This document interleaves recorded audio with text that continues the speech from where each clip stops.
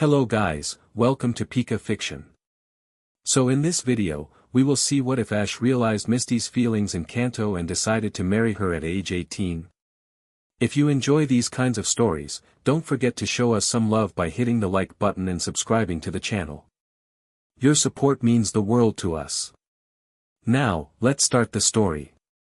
Chapter 1, The Promise. The air in Pallet Town tasted of memory.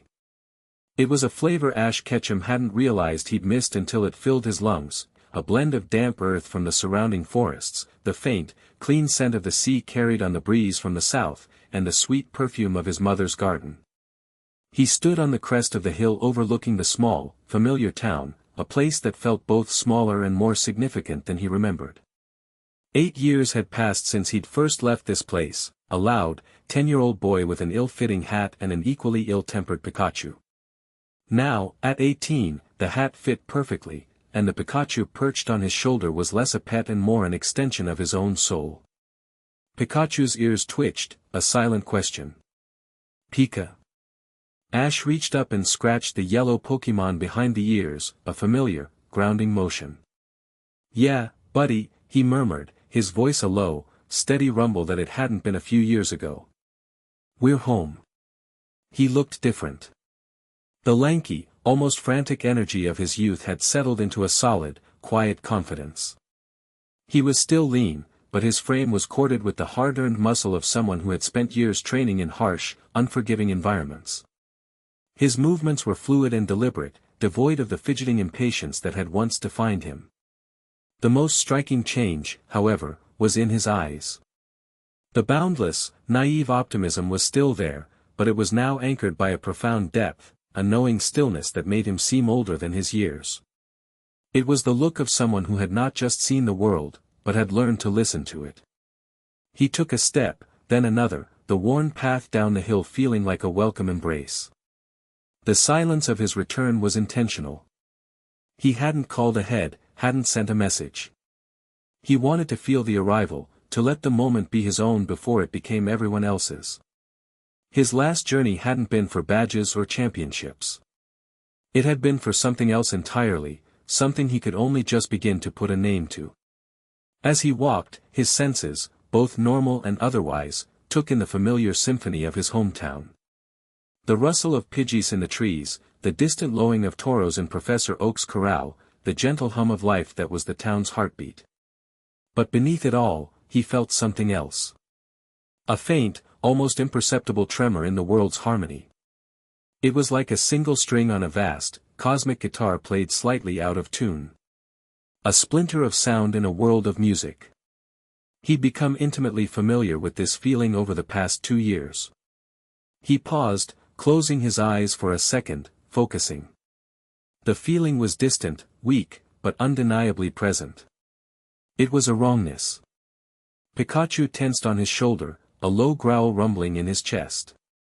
His cheeks sparked with a faint, nervous electricity. Cha!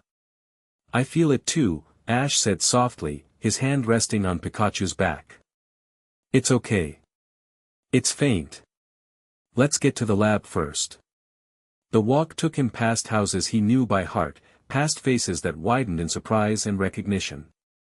He offered quiet smiles and nods, not stopping, his focus aimed squarely on 2 places, his mother's house and Professor Oak's laboratory. He chose the lab. His mother would understand. The professor needed to know what he had learned. The laboratory was just as he remembered, a sprawling, slightly chaotic monument to a life spent in wonder. He pushed the door open without knocking, the familiar scent of old books, ozone, and Pokemon musk washing over him. Professor, he called out. From deep within the lab, a voice boomed, just a moment. Don't let the mook get out. A familiar, purple blob slid past the doorway. Giving a cheerful mook as it spotted Ash. He chuckled, holding out a hand as it oozed toward him.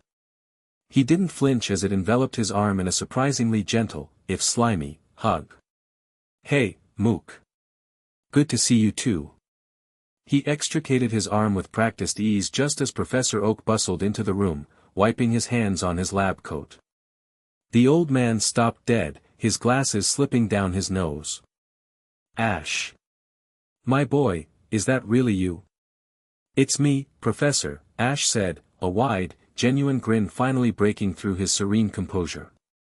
Professor Oak closed the distance in 3 long strides and pulled him into a hug that smelled of ink and sweet tea. Good heavens, look at you.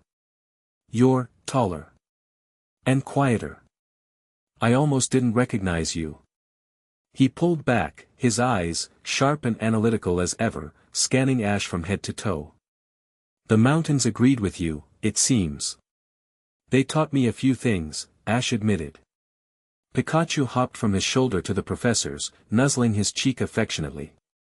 Pikachu. You look stronger than ever, Oak laughed, scratching the Pokémon's chin. And what's this? The latent energy readings I'm getting from you are off the charts. It's perfectly stable, but the potential output, fascinating. We've been training, Ash said simply. Professor, I came back for a reason. I think I'm ready. But I've also been sensing something, a dissonance. I felt it on the hill. Oak's expression sobered instantly. He nodded, gesturing for Ash to follow him deeper into the lab, toward his main research station. I've been detecting it as well. Faint, localized energy spikes. They have a strange signature, one I've never encountered. It's chaotic, almost, antagonistic to the natural flow of energy we see in Pokémon. I've been trying to isolate the frequency, but it's like trying to catch smoke. As the professor spoke, the ground began to tremble. It started as a low, deep vibration, the kind that resonates in your bones before your ears even register it. Glassware on the shelves rattled. The distant lowing of toros in the corral outside shifted, the sound sharpening into something panicked, something terrified. Ash was already moving. Outside, he said, his voice sharp and clear, cutting through the professor's startled exclamation. He burst through the back doors of the lab and into the vast, open expanse of the corral. The sight was chaos. The herd of 30 toros, usually content to graze and laze in the sun, was a thundering, stampeding mass of muscle and horn. They weren't running in a single direction, they were swirling, crashing into fences and each other in a frenzy of blind panic.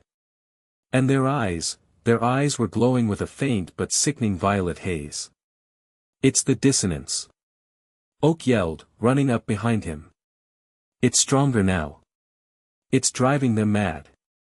Ash didn't answer. His focus was absolute.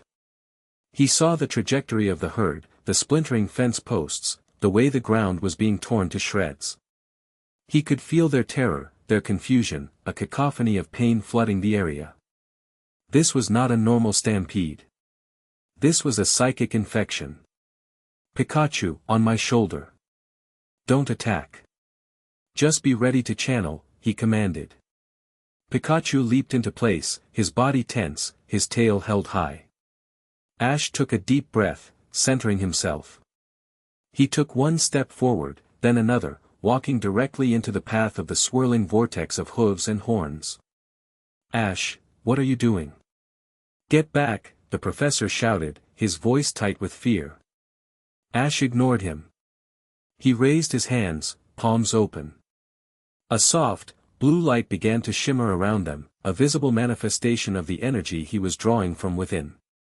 The world seemed to slow. He wasn't looking at the herd as a whole. His gaze locked onto the largest toros, the clear alpha of the group, its 3 tails lashing, foam flying from its mouth. He could feel the core of the violet corruption centered on it, the dissonant note screaming from its mind. Peace, he thought, not with words, but with a pure, undiluted projection of feeling. He pushed the concept forward, a wave of calming energy that rippled out from his hands. It wasn't a command. It was an offering. The toros closest to him, only feet from trampling him, veered away as if hitting a physical wall, its violet eyes flickering. But the alpha was still consumed. It lowered its head, horns aimed directly at Ash's chest, and charged. Time seemed to stop. Ash didn't move. The blue light around his hands intensified, flowing up his arms and covering his entire body in a shimmering aura. Pikachu's body glowed in perfect sync, the electricity in his cheeks no longer red and aggressive, but a brilliant, matching blue. "I feel your fear," Ash projected, his own calm a fortress against the animal's psychic storm. "Let it go. You are safe." The Alpha was 5 feet away. The ground shook with its final, thundering stride. At the last possible second, Ash's aura flared, not as an attack, but as an embrace. It washed over the charging Pokémon, a wave of pure, unadulterated harmony. It was the antidote to the dissonance. The Tauros skidded to a halt, its hooves digging deep furrows in the earth just inches from Ash's feet. The violent violet glow in its eyes flickered, struggled, and then dissolved, replaced by its normal, dark, and deeply confused gaze. It blinked, shaking its massive head as if waking from a nightmare. The rest of the herd, their leader's frenzy broken, slowed their chaotic stampede, their own panic subsiding as the psychic pressure vanished. They milled about, confused and exhausted, but calm. Ash lowered his hands, the blue aura receding back into him. He was breathing heavily, a sheen of sweat on his brow. He reached out a hand, slowly, and placed it on the Alpha's forehead. The great beast shuddered once, then leaned into his touch, letting out a low, weary sound. Professor Oak stared, utterly speechless. He had read the ancient texts from the Tree of Beginning. He knew the legends of the Aura Guardians. But to see it performed with such precision, such empathy, it was like watching a myth walk out of a history book and into his backyard. "How?" the professor finally managed to stammer. "It's what they taught me," Ash said, his voice still a little strained. He looked past the corral, his eyes narrowed, scanning the forest beyond. "It came from over there. Southeast. It's a focal point. I have to find it." "Ash, wait," his mother's voice cried out. Delia Ketchum was running from the house, her face pale with worry. She must have felt the tremor and seen the stampede. "Are you all right?" "I saw the Tauros." She stopped when she saw him standing calmly beside the massive beast, her fear melting into stunned silence. Ash turned to her, and his reassuring smile seemed to wash away her anxiety. "I'm okay, Mom. Just a little trouble." "A little trouble," she repeated, her gaze flicking from her son to the awestruck professor. "Samuel, what is going on?" Before Oak could attempt an explanation, another presence made itself known. It wasn't a sound or a sight, but a feeling. Ash felt it as a shift in the air, a sudden coolness, a scent of rain and river water that hadn't been there a moment before. From the path leading up from town, a figure appeared, walking with a brisk, determined stride. She had fiery orange hair tied up in its signature side ponytail, and piercing cerulean eyes that were fixed on the corral. She wore the practical, durable gear of a gym leader who was rarely just in her gym, water-resistant pants and a light, sleeveless jacket over a dark top. Misty. Her eyes, wide with concern, found Ash immediately. 1,000 emotions played across her face in an instant: relief, worry, exasperation, and a deep, overwhelming affection. "Ash Ketchum," she said, her voice carrying easily across the field. It held that familiar, scolding tone he knew so well, but it was layered with something softer now. "Of course. I should have known. I'm in Cerulean, minding my own business, when the water in the gym's pool starts to taste like fear, and every stereo and starmy eye starts spinning like a broken top. I follow the feeling all the way here, and what do I find?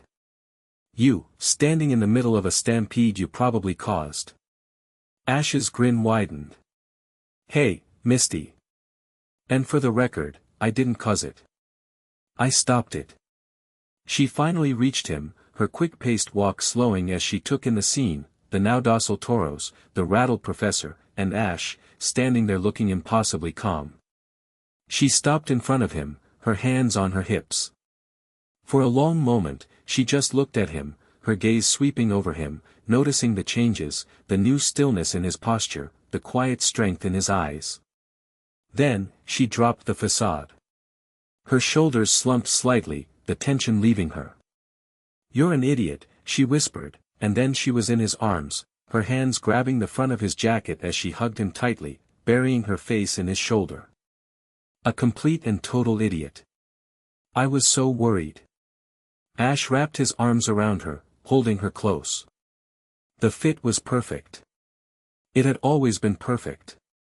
He rested his chin on the top of her head, breathing in the scent of her hair.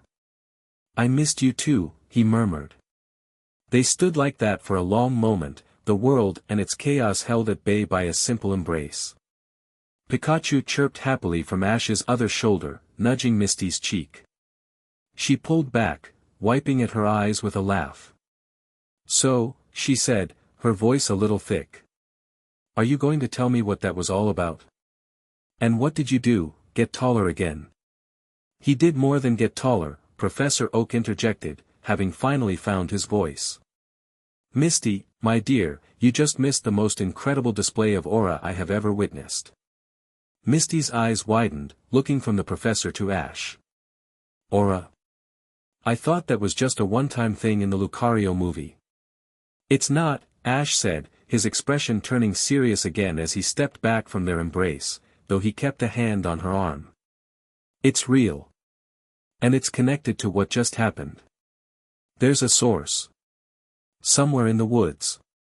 I could feel it when I calmed the alpha." Misty nodded, her own focus sharpening. The gym leader, the expert, took over. "The water felt wrong. Poisoned, but not with any chemical I know. It felt like static. Like a current running the wrong way. Dissonance," Ash supplied the word, and it felt right. "That's what it is. A current running the wrong way. It sets everything on edge. We need to find the source and deal with it." "We?" she asked, raising an eyebrow, but there was no heat in it.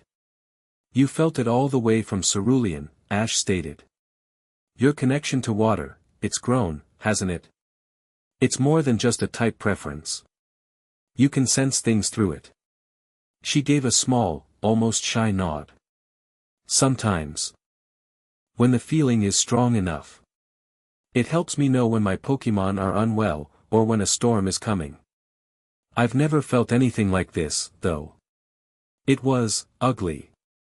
"Then we find it together," he said, his tone leaving no room for argument. He looked at his mother and the professor. "Mom, can you and the professor make sure the Toros are all right? We won't be long." Delia, still trying to process the last 10 minutes, simply nodded, her hand over her heart. "Just, be careful, Ash. Both of you." "Always," Ash said, though they all knew it was a lie. He was never careful. He was just very, very good at surviving. Without another word, Ash and Misty turned and headed for the woods, Pikachu perched and ready. Their steps fell into a familiar, synchronized rhythm, the rhythm of two people who had walked 1,000 miles together and were ready to walk 1,000 more. The forest was eerily quiet. The usual chirping of Pidgeys and Rattatas was absent. The air was thick and heavy, carrying the same undercurrent of wrongness Misty had sensed in the water. Ash led the way, his eyes closed more often than not, his head tilted as if listening to a sound only he could hear. "It's like a beacon," he said, his voice low. "Getting stronger. The dissonance is pulling at the life energy around it, twisting it." "The streams are getting worse," Misty confirmed, kneeling by a small brook that trickled through the trees. She dipped her fingers in the water, her brow furrowed in concentration. "It's not just a feeling anymore. The water itself feels sluggish. Sick. The Magikarp are hiding at the bottom, not moving." They moved deeper into the woods, the familiar paths giving way to dense undergrowth. The feeling grew, a low hum that vibrated at the edge of hearing and a psychic pressure that felt like a weight on the skull. It made Pikachu's fur stand on end. "We're close," Ash breathed. They emerged into a small, shadowed clearing. In the center, half buried in the soil, was a rock. It was no bigger than a man's fist, a shard of what looked like obsidian, but it pulsed with a faint, nauseating violet light.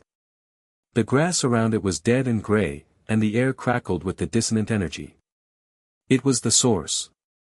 "What is that thing?" Misty asked, her hand instinctively going to the poke ball on her belt. "I don't know," Ash replied, stepping forward cautiously. "But it's the heart of the problem." As he got closer, the hum intensified into a low, grating thrum.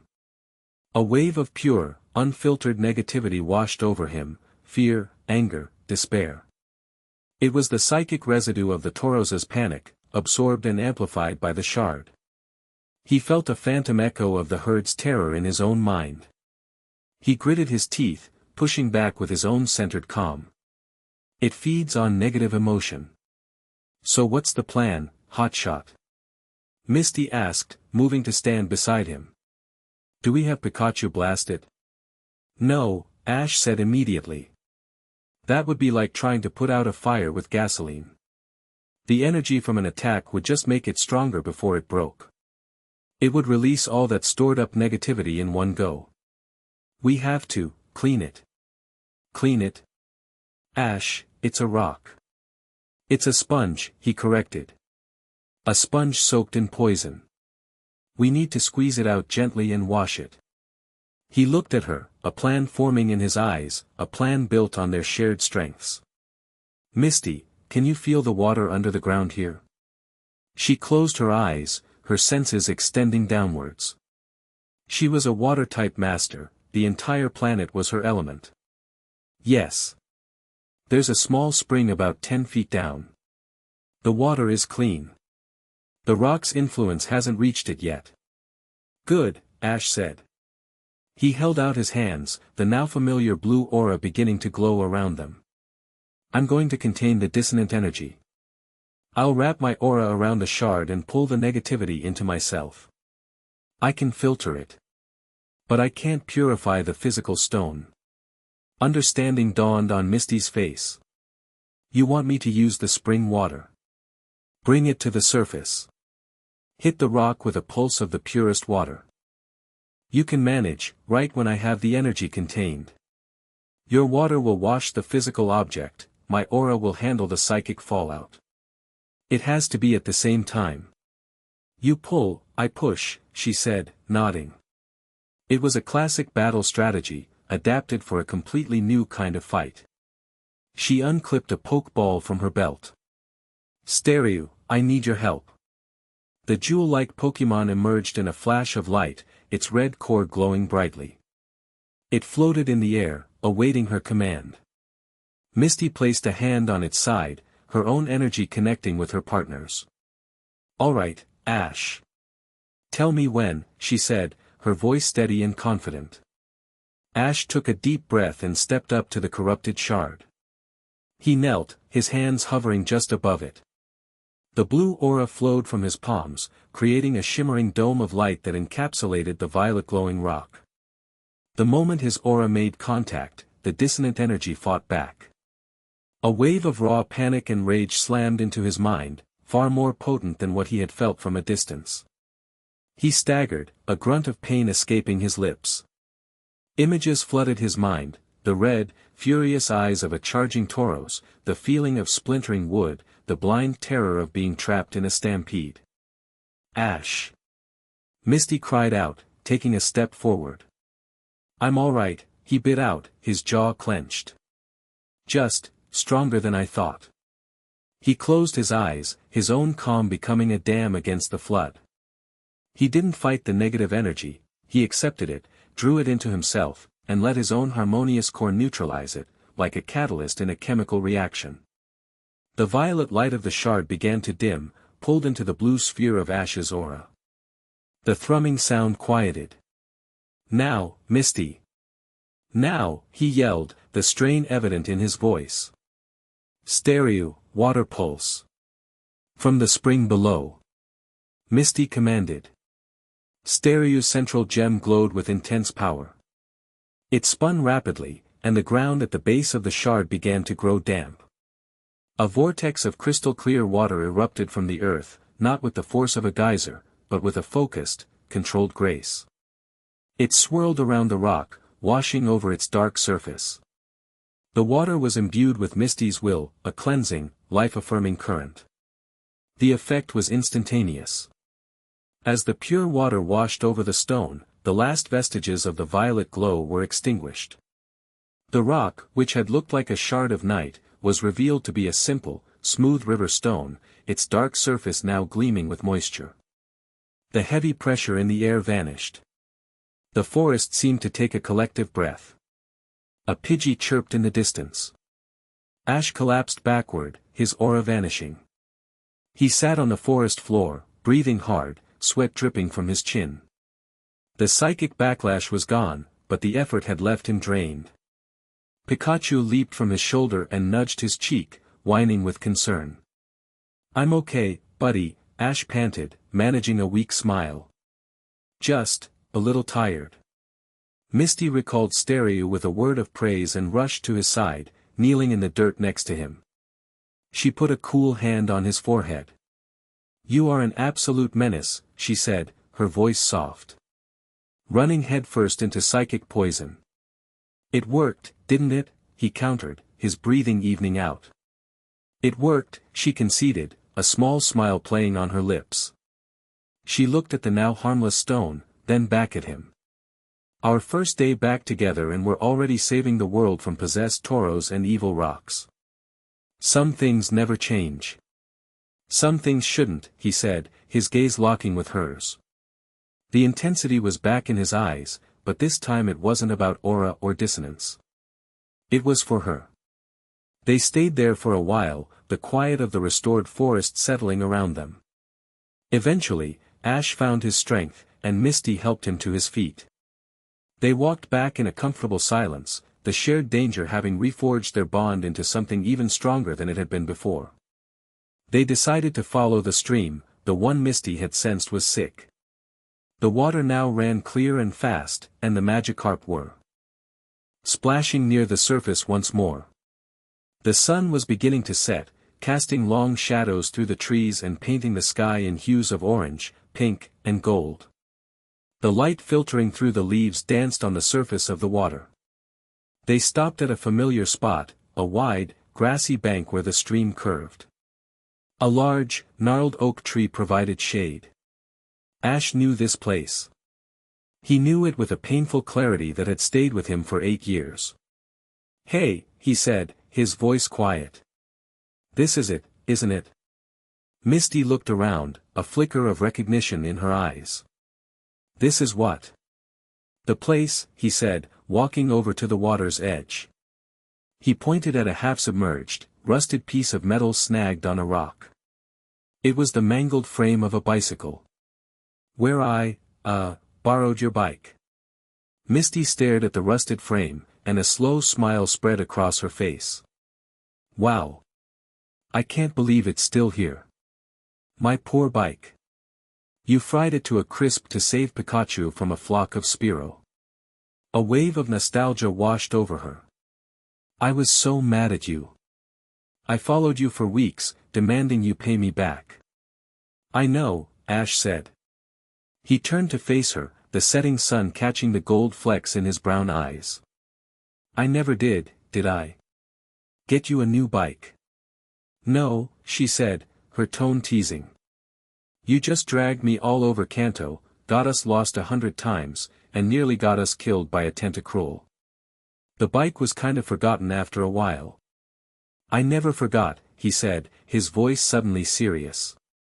He took a step closer to her, his heart, which had been steady in the face of a stampede, now hammering against his ribs. He had planned this moment for 2 years, rehearsed it 1,000 times in the silence of the mountains, and now that it was here, all the words felt clumsy and inadequate. "Misty," he began, his voice a little rough. "That first day, it was the most important day of my life. Not just because I met Pikachu. It was the day I met you. You were annoying, and loud, and you hit me with a mallet." "You deserved it," she interjected, but she was smiling, her eyes glistening. "I totally deserved it," he agreed with a chuckle. "But you followed me. And you stayed. You stayed with me through everything. Gym battles, Team Rocket, getting lost, all of it. When I was on my journeys, in Johto, or Hoenn, or Sinnoh, a part of me was always looking over my shoulder, expecting you to be there, ready to call me an idiot and then help me get back up.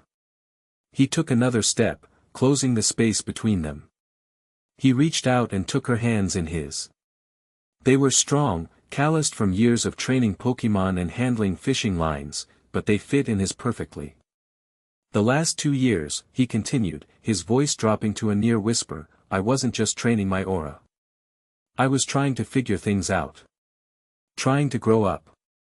And every time I thought about what I wanted my life to be, what I wanted to come home to, it was always you. Your face. Your stupid, amazing, fiery red hair. Tears were openly tracking down Misty's cheeks now, but her smile was blinding. Ash. I made you a promise here, a long time ago, he said, his thumb gently stroking the back of her hand. A promise to replace something I broke. So, I'm going to try and do that. He let go of one of her hands, reached into the pocket of his jacket, and knelt down on one knee in the soft grass of the riverbank. He pulled out a small, simple box. It wasn't fancy. He had made it himself from polished ironwood. He opened it. Inside, nestled on a bed of dark velvet, was a ring. It was a simple silver band, but instead of a diamond, it held a single, perfectly teardrop-shaped sapphire, the exact color of her eyes. It shimmered in the fading light like a drop of pure, living water. I know I can't ever really replace the bike, Ash said, his voice thick with emotion, his gaze locked on hers. So I was hoping, you'd let me give you this instead. Misty. Waterflower of Cerulean City, will you marry me? For a moment, the only sound was the gentle flow of the stream and the distant chirp of a cricket.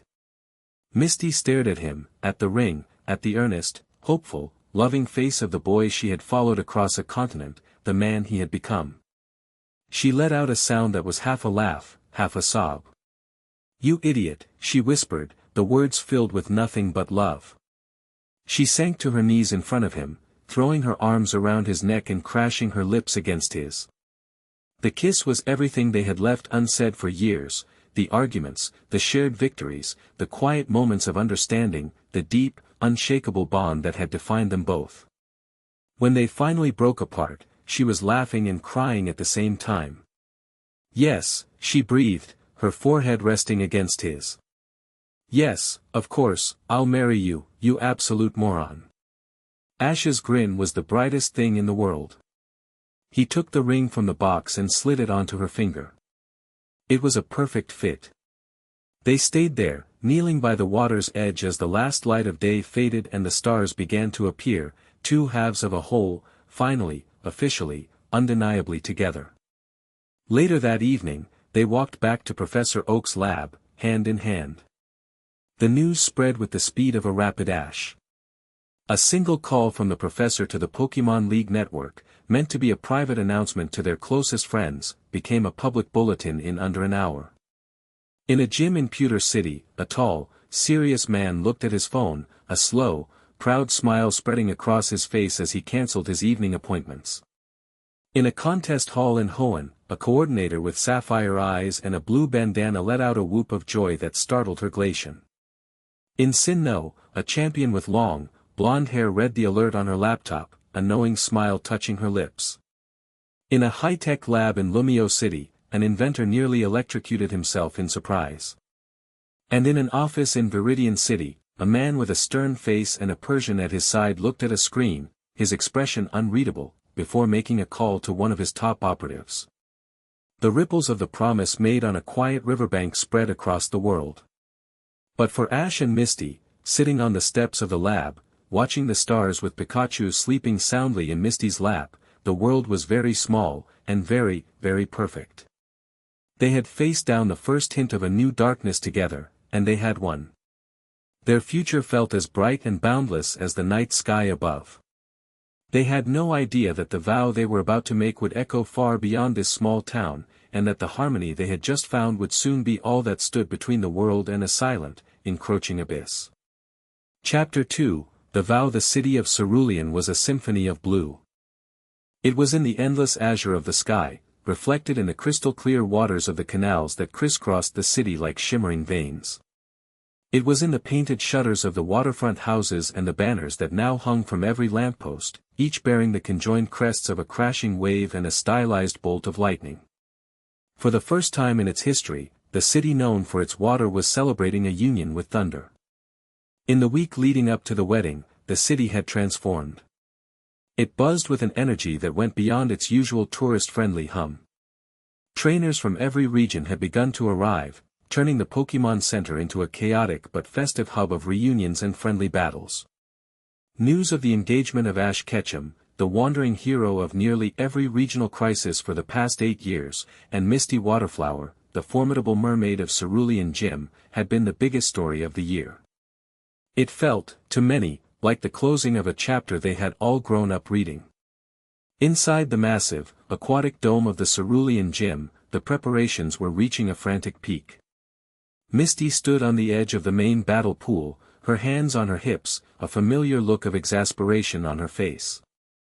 Her 3 older sisters were directing a frazzled-looking team of decorators, their instructions a whirlwind of conflicting aesthetics. No, the pink frill netting goes over the blue coral arches. Daisy, the eldest, trilled, pointing with a manicured finger. But it clashes with the minimalist ice sculpture aesthetic.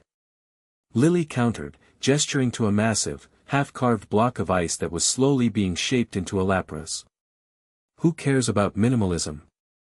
This is a wedding. It needs more glitter. Violet declared, shaking a container of holographic sparkles over a protesting Machoke who was trying to position a large clam shell. Misty sighed, rubbing the bridge of her nose. Can we maybe not turn my wedding into a live-action version of your water ballets? It's supposed to be elegant, not sparkly. Oh, Misty, don't be such a tomboy, Daisy said with a dismissive wave of her hand. This is your one day to be a princess. You should at least look the part. Misty opened her mouth to retort, but a gentle nudge at her elbow stopped her. She looked down to see Psyduck staring up at her, its vacant eyes filled with their usual profound confusion. It held its head, as if nursing a headache it had been born with. She knelt and patted its head. I know, Psyduck. I know. It's giving me a headache too. A familiar voice cut through the chaos. Having fun? Misty looked up to see Ash leaning against a coral archway, a wide, amused grin on his face.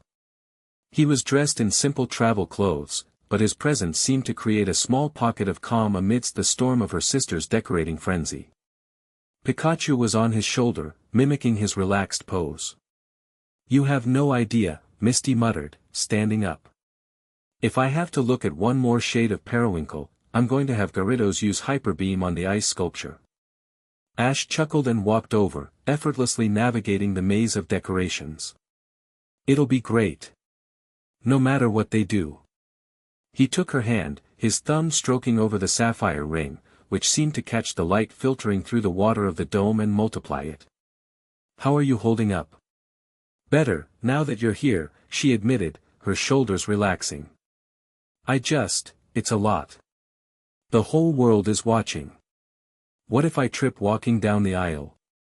What if Violet spikes the punch? What if my sisters decide the ceremony needs a synchronized Sea King ballet? He squeezed her hand. Then I'll trip with you, we'll drink the spiked punch, and I'll challenge the Sea King to a battle. It's our day, Misty. Nothing can ruin it. His confidence was so absolute, so disarmingly simple, that she couldn't help but believe him. You're right, she said, a small smile finally breaking through. Sorry. I'm just nervous. Me too, he confessed, and she saw in his eyes that it was true. But it's the good kind of nervous. The kind you feel right before the most important battle of your life. Before she could reply, another voice, deep and steady, joined theirs. If anyone can handle a little pre-battle jitters, it's you too. They turned to see Brock standing there, a warm smile on his face. He looked older, more settled. The life of a Pokemon doctor suited him, he carried an air of quiet competence and compassion. He pulled them both into a group hug. "I can't believe this is finally happening," he said, his voice thick with emotion as he pulled back. "It feels like just yesterday I was pulling you two apart by the ears in some forest." "Some things never change," a dry, arrogant voice drawled from behind him. Gary Oak strolled into view, wearing a pristine white lab coat over a tailored suit. His spiky hair was the same, but the childish taunts had been replaced by a sharp, analytical confidence. He smirked, his gaze flicking between Ash and Misty. "Though I'll admit, Ash, I never figured you had the brainpower to pull off a proposal. I assumed you'd just challenge her to a battle and the winner got to plan the future." "Funny, Gary," Ash shot back, his grin widening. "I hear the professor still has you cataloging caterpie molting patterns. Exciting stuff." "It's vital research, Ashy boy," Gary retorted smoothly, though the corner of his mouth twitched in a smile. "Someone has to do the actual science while you're out punching legends in the face." Their old rivalry had mellowed into a form of deep, competitive respect. They were the two sides of Pallet Town's coin, Ash the instinct, Gary the intellect. The group stood there for a moment, the original three travelers and their first, greatest rival. It was a snapshot of their history, all of them grown, all of them changed, but the foundation of their shared journey was still as solid as the Pewter City rock Brock once commanded. The day of the wedding arrived, bright and clear. The cerulean gym had been transformed. Gone was the chaotic clutter. In its place was a breathtaking scene of elegance. Gossamer nets of silver and blue draped from the high dome, embedded with tiny, glowing pearls that mimicked stars. The spectator stands were filled with a veritable who's who of the Pokemon world. Champions Cynthia and Steven sat near the front, their presence lending a regal air to the proceedings. May, Dawn, Iris, and Serena sat together, a vibrant splash of color and excited chatter. Clement and Bonnie were arguing good-naturedly over a small invention Clement had brought as a gift. It was a gathering of friends, rivals, and family, a testament to the lives Ash and Misty had touched. Ash stood at the edge of the main pool, on a newly constructed glass platform that extended over the water. He was wearing a formal, dark blue tunic that was simple yet sharp, accentuating the lean strength of his frame. Brock stood beside him as his best man, looking uncharacteristically solemn and proud. Pikachu sat on a velvet cushion nearby, wearing a tiny, expertly tied bow tie. Ash's gaze was fixed on the far end of the aisle, a path of floating, lily-pad-like platforms that led across the pool. His heart was a trip hammer in his chest. He had faced down temporal distortions, reality-warping entities, and armies of fanatics, but none of it had prepared him for the terrifying, exhilarating anticipation of this moment. Then, the music began. It was a soft, flowing melody played on water flutes, a traditional cerulean tune. And Misty appeared. She was a vision. Her dress was not the frilly, princess-like gown her sisters had wanted. It was a sleek, elegant column of silvery white silk that shimmered like the surface of a moonlit lake. It flowed around her as she moved, simple and powerful. Her fiery hair was woven with strands of pearls, but her signature side ponytail remained, a proud declaration that she was still herself. She wasn't a princess. She was a queen. She walked across the floating platforms with a grace that was second nature to her, her eyes locked on Ash. In that moment, the entire crowded gymnasium, the champions and the legends, all of it faded away. There was only her. As she reached the platform, he took her hand, and the world came rushing back into focus. He could feel the warmth of her skin, see the love shining in her cerulean eyes. Professor Oak, officiating the ceremony, smiled kindly. "We are gathered here today," he began, his voice warm and resonant, "to witness a bond that has been a long time in the making. A bond forged in adventure, tested by distance, and now, ready to be sealed by a vow." The ceremony was beautiful, filled with stories and laughter. But all Ash and Misty could focus on was each other. Finally, the time came for their vows. Ash took a deep breath, his voice steady and clear when he spoke. Misty, for the longest time, my whole life was about moving forward. Always on to the next town, the next battle, the next challenge. I was like a river in a flood, just rushing ahead without knowing where I was going. And then I met you. His eyes held hers, his voice filled with a raw, honest emotion that silenced the entire room. You were the one who taught me that a river needs banks. You gave my journey direction. You were my anchor, my partner, and my best friend, even when we were worlds apart. My path always led back to you. You are my home. And I vow to be the calm harbor you can always return to, no matter how stormy the seas get. Tears welled in Misty's eyes as she gave a watery laugh. When it was her turn, her voice was just as strong. Ash, you were a force of nature. A thunderstorm I never saw coming. You crashed into my life, broke my bike, and turned my entire world upside down. A ripple of fond laughter went through the crowd. You drove me crazy. But you also showed me what it meant to be brave. You taught me that strength isn't just about winning, it's about protecting what you love. You are the current that has shaped my life, a constant, unstoppable force of passion and heart. And I vow to be the riverbed that will guide your strength, to flow with you, wherever our journey takes us.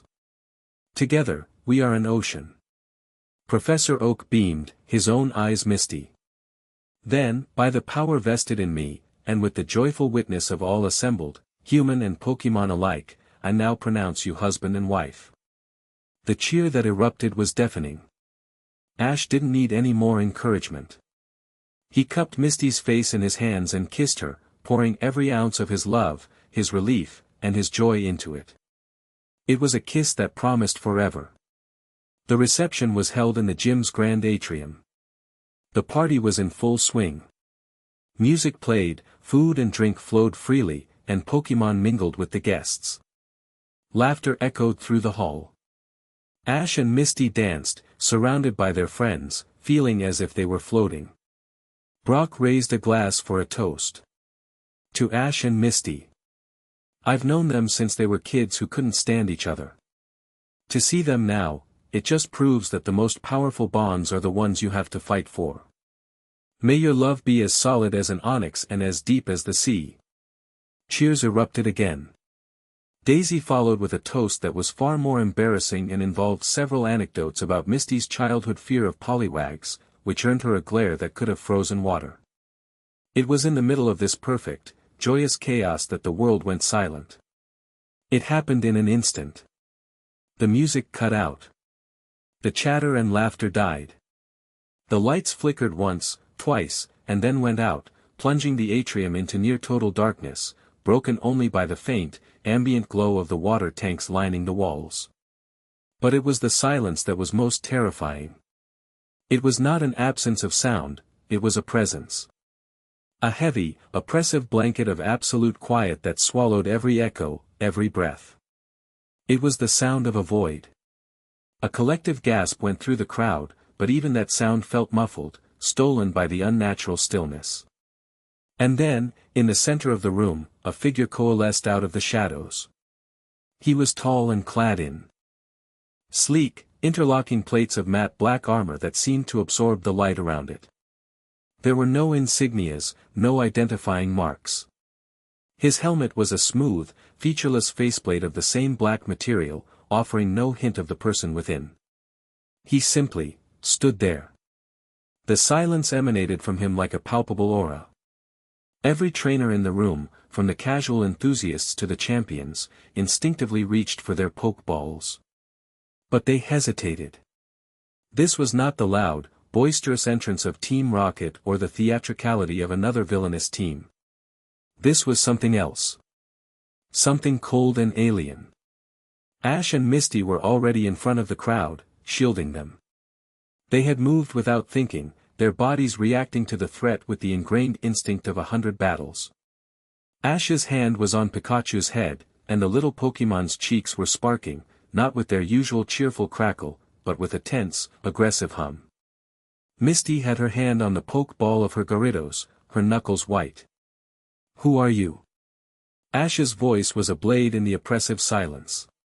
It sounded strained, as if he had to physically push the words through the quiet. The armored figure did not respond for a long moment. When he did, his voice was not projected from a speaker. It seemed to come from everywhere and nowhere at once, a synthesized, monotone sound devoid of any inflection or emotion. "I am Silas." As he spoke, three shapes materialized behind him, stepping out of the shadows.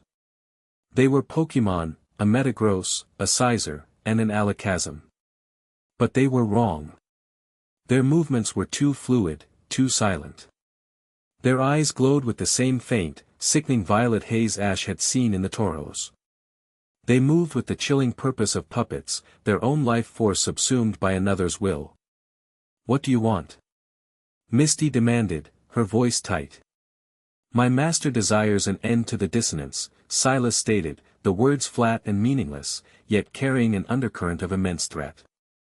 "He offers a world of perfect, unbroken silence. But there are anomalies. Frequencies that disrupt the harmony of the coming quiet." His helmeted head tilted, a slow, mechanical motion, until his featureless faceplate was aimed directly at Ash. "You are the primary anomaly, Ash Ketchum. Your very existence is a scream in the symphony of silence. I am here to contain you." Cynthia and Steven were already moving, flanking Ash and Misty, their own ace Pokémon emerging in flashes of light. A Garchomp let out a challenging roar, and a gleaming Metagross floated into a battle stance. "You are vastly outnumbered," Cynthia said, her voice like ice. "Leave now."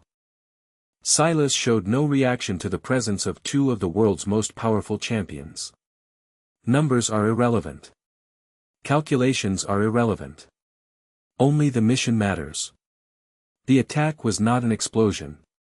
It was a surgical strike. Silas's corrupted Alakazam's eyes flashed violet. It didn't launch a psychic or a shadow ball. Instead, every piece of metal in the room, cutlery, decorations, even the buckles on belts, suddenly flew through the air, not at the crowd, but forming a swirling cage around Ash. "Now!" Ash yelled. He didn't need to say more. Pikachu leaped from the floor, his body wreathed in a vortex of golden electricity so intense it hurt to look at. Pikachu! The resulting thunderbolt wasn't a single bolt, it was a blinding nova of pure energy, amplified and shaped by the aura Ash was now projecting.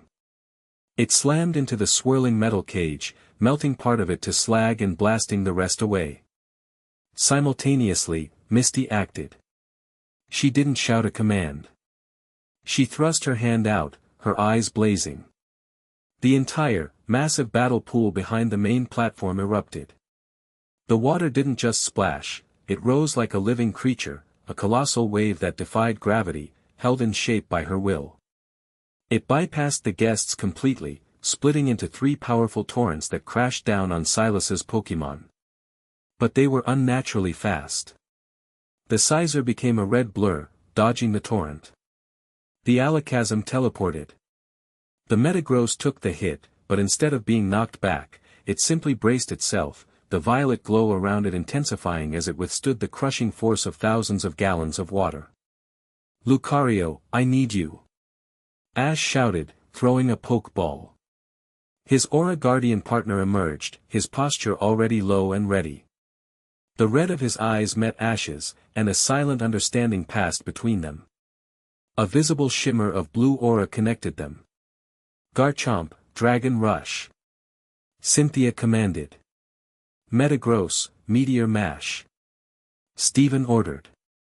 The two champion Pokémon lunged, a blur of motion and power. But Silas's corrupted Pokémon met them head-on. The Scizor, moving with impossible speed, engaged Garchomp in a flurry of metallic claws, its movements jerky and unpredictable. Silas's Metagross, its eyes glowing with cold, violet intelligence, met Steven's own Metagross in a brutal clash of psychic and physical force. It was a distraction. While the champions were occupied, Silas himself moved. He flowed through the battle like a phantom, his target still Ash. The alakazam reappeared behind him, its spoons glowing. He's after Ash. Brock yelled, releasing his Crobat to harry the alakazam with a flurry of air slashes.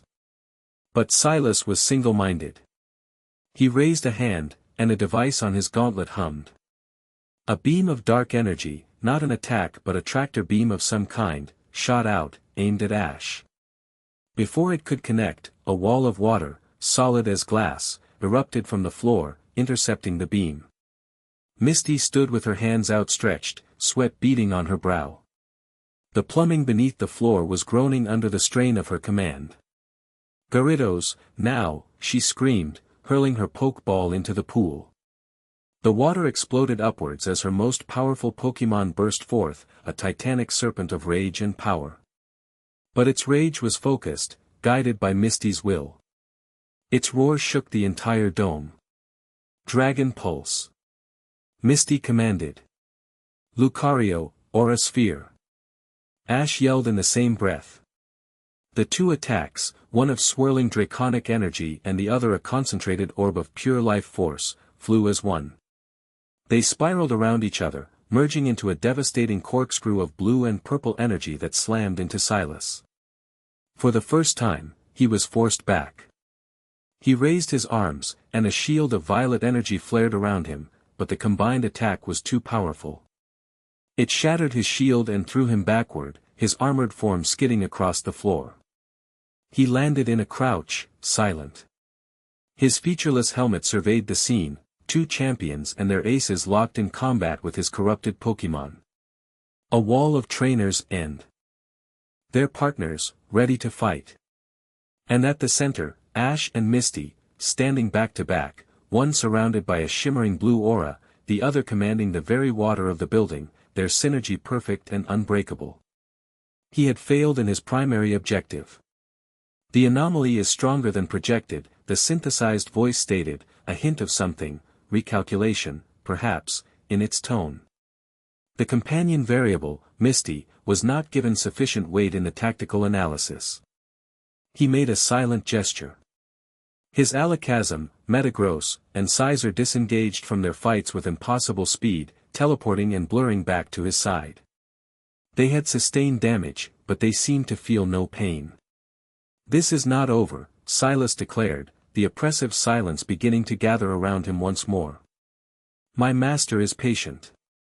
The voiceless king will bring his gift of silence to all. And the anomalies will be erased." With that, he and his Pokémon dissolved back into the shadows they had come from, not teleporting, but simply fading from existence as if they had never been there at all. The moment they were gone, the silence broke. The lights flickered back on. The sound of 100 people breathing at once, the groaning of stressed metal, the drip of water from the ceiling, it all came rushing back. The atrium was a wreck. The beautiful decorations were torn and shattered. The ice sculpture was half melted from the heat of the battle. A section of the floor was a slag heap of molten metal. The guests were shaken, terrified, but thanks to the swift action of the defenders, no one was seriously hurt. Ash's aura faded, and he leaned heavily against Misty, the adrenaline leaving him drained. She wrapped an arm around him, her own body trembling slightly from the effort of her water manipulation. They looked at the destruction, at the terrified faces of their friends and family. Their wedding day. Ruined. Cynthia walked over, her face grim, her Garchomp at her side. "Ash, Misty. Are you alright?" "We're fine," Ash said, straightening up. His eyes were hard. "Cynthia, what was that?" "I don't know," she admitted, her gaze distant. "I have never seen Pokémon move like that." It was as if their own will had been overridden. And that man? Silas. The Pokémon League has no record of anyone with that name or that kind of technology. A group of stern-faced officials in League-branded uniforms were already moving through the crowd, their voices low and urgent as they spoke into communication devices. One of them, a man with a severe haircut and cold eyes, approached their group. "Mr. Ketchum, the man said, his tone accusatory. This incident will require a full debriefing. You and Mrs.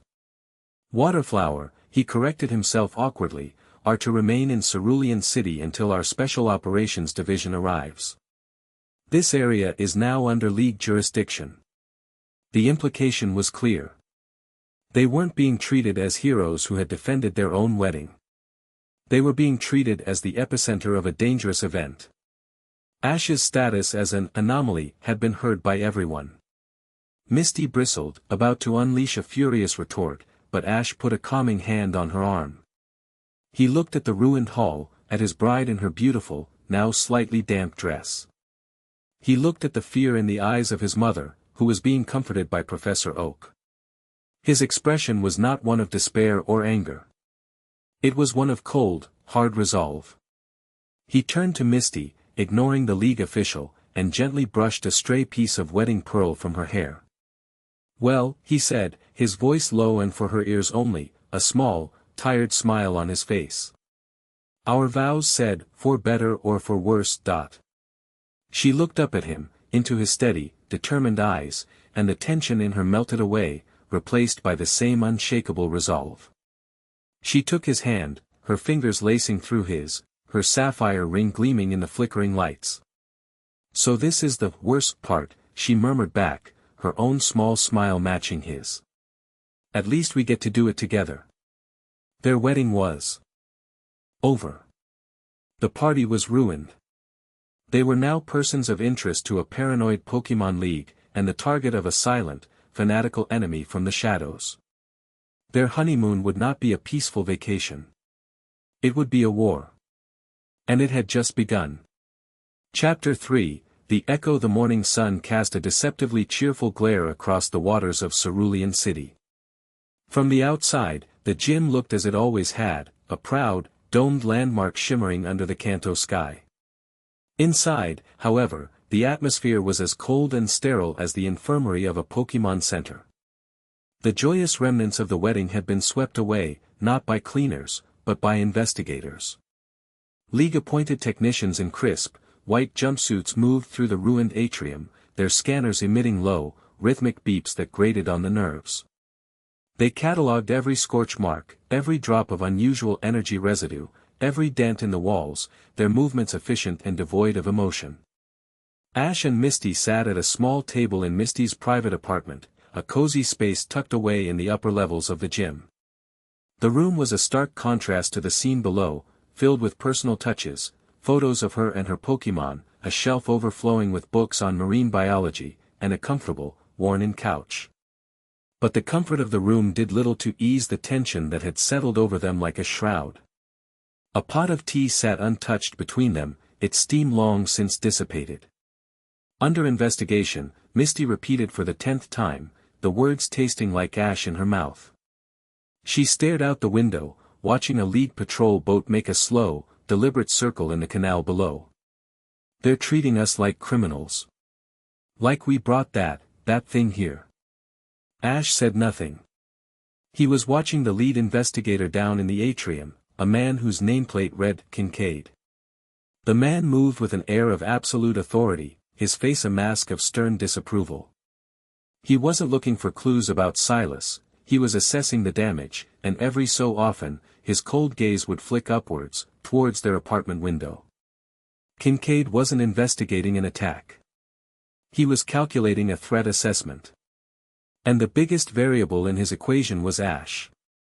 Pikachu, sensing Ash's grim mood, nudged his hand with his head, letting out a low, worried Pika-Pi.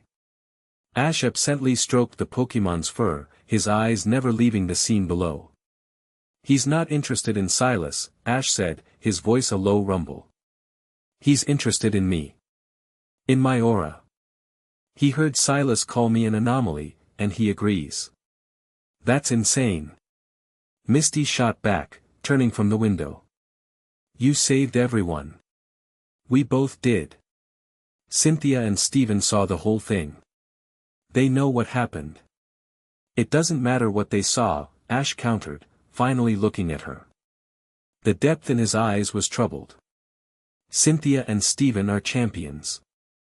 They represent the pinnacle of what the League understands, a trainer and their Pokémon, in perfect sync.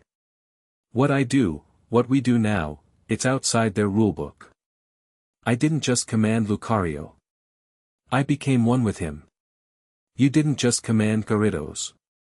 You bent the entire gym's water supply to your will. To a man like Kincaid, that isn't heroism. It's an unregistered, unpredictable paranormal event. It's a weapon he doesn't control. The door to the apartment chimed. They both tensed. Brock entered, his expression weary. He had spent most of the night tending to the few minor injuries among the guests and calming rattled Pokémon. Chairman Kincaid is here to see you, he announced, his tone flat. He's not asking. Ash nodded slowly. Let him in, Brock. Chairman Kincaid was a man who seemed to have been carved from granite. He was tall, with silver-streaked hair cut in a severe military style, and eyes the color of slate. He wore a pristine, high-collared uniform that looked more suited to a war room than a Pokémon facility.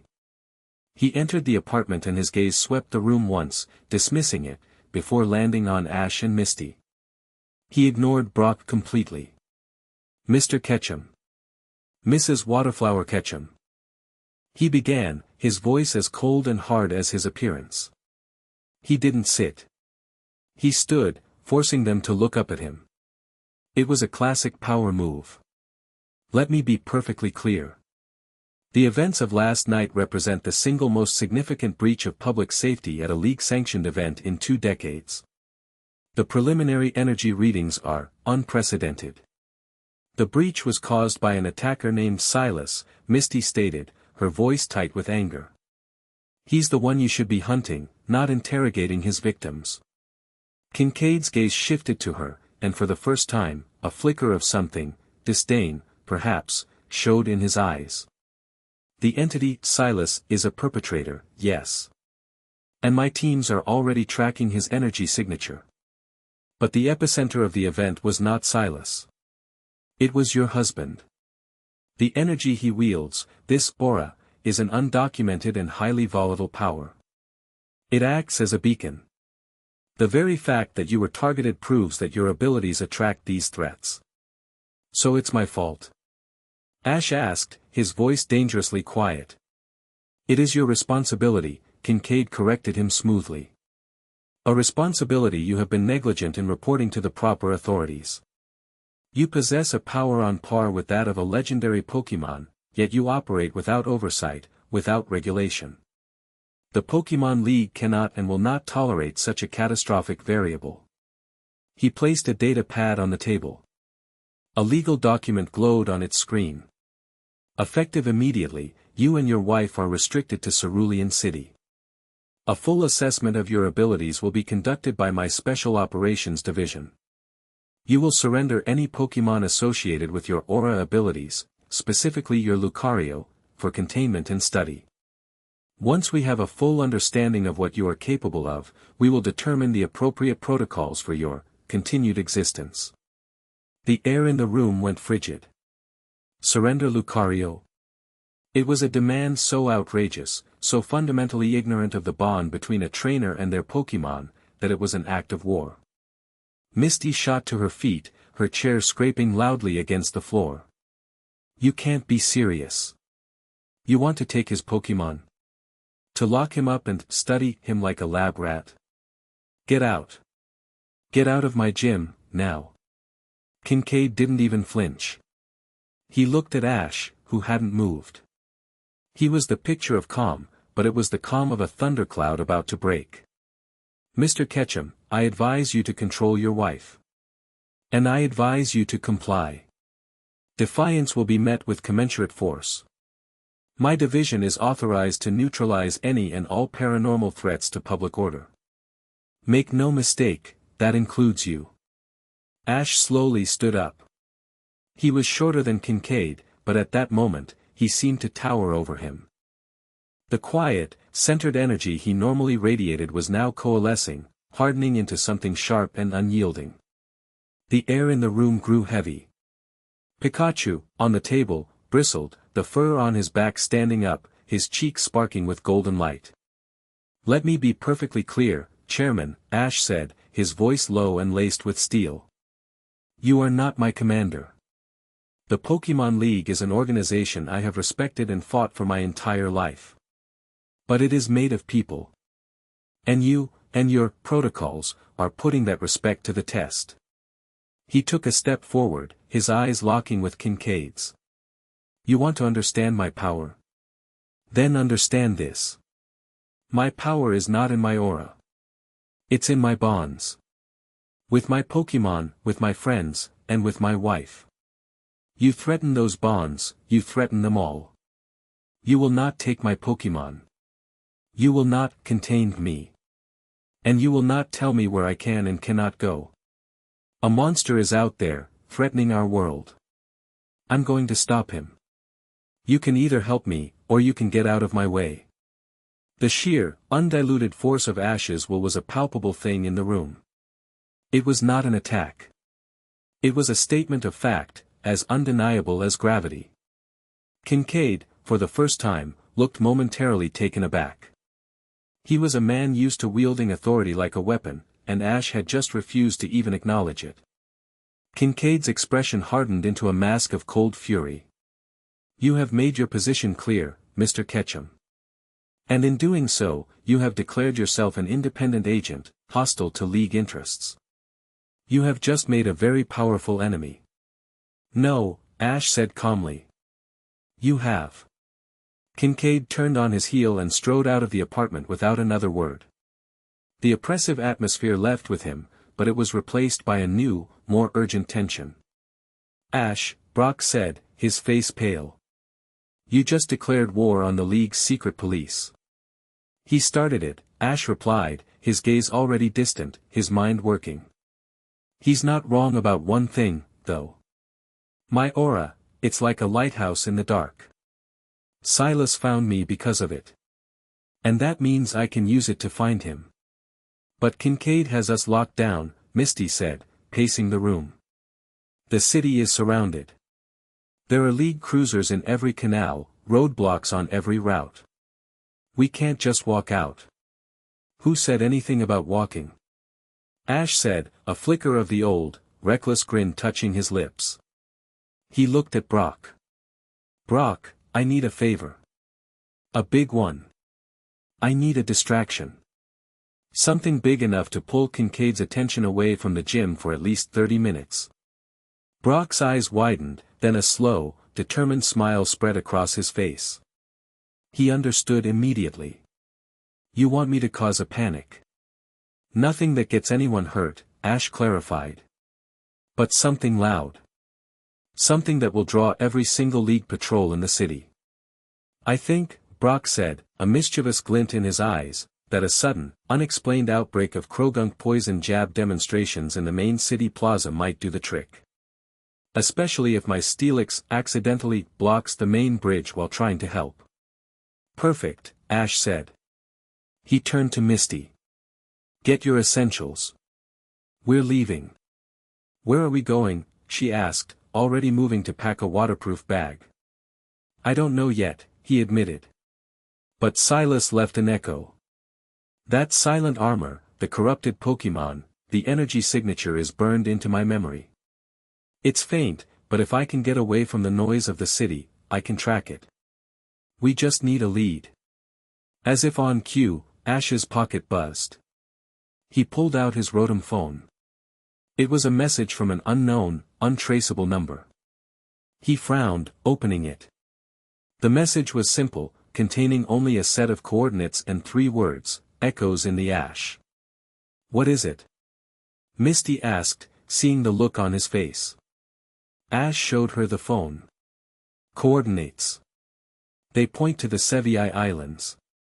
Cinnabar Island, specifically." "Cinnabar?" Misty's brow furrowed. "The whole island was devastated by the volcano years ago. It's mostly a wasteland, a ghost town." "Echoes in the ash," Ash read. The words aloud. "It's a clue. Whoever sent this knows what we're looking for. The ash, it could be a play on my name, or it could be literal. And who would send you an anonymous, cryptic tip right when you need it most? Brock asked, his voice wary. A grim look passed over Ash's face. There was only one person he knew who operated in the shadows with that level of resources and a penchant for theatricality. Someone who would benefit from seeing both Ash and the League's special ops tied up in a fight against a new enemy. Giovanni, Ash said, the name tasting like poison. Team Rocket. He must be tracking Silas too. You want to trust a tip from Giovanni? Misty asked, her voice sharp with disbelief. I don't trust him, Ash replied firmly. But I trust his intel. Giovanni doesn't make moves without a reason. If he's pointing us to the Sevii Islands, it's because there's something there he wants us to find. Or something he wants to see us fight. Either way, it's our only lead. The decision was made. The weight of Kincaid's threats, the mystery of Silas, the dark hand of Giovanni, it all coalesced into a single point of action. They had to run. An hour later, the plan went into motion. A sudden series of loud pops and flashes of purple light erupted from Cerulean's main plaza. Panic-stricken screams, mostly theatrical, followed. A report of a mass poisoning event crackled over the League's communication channels.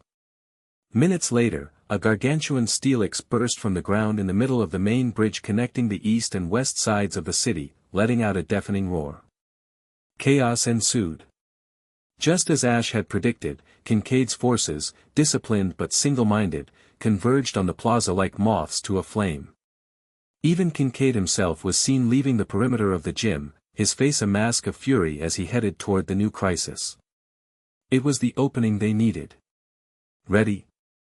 Ash asked, standing with Misty on the gym's highest balcony, overlooking the now unguarded canals. They each had a small, durable pack.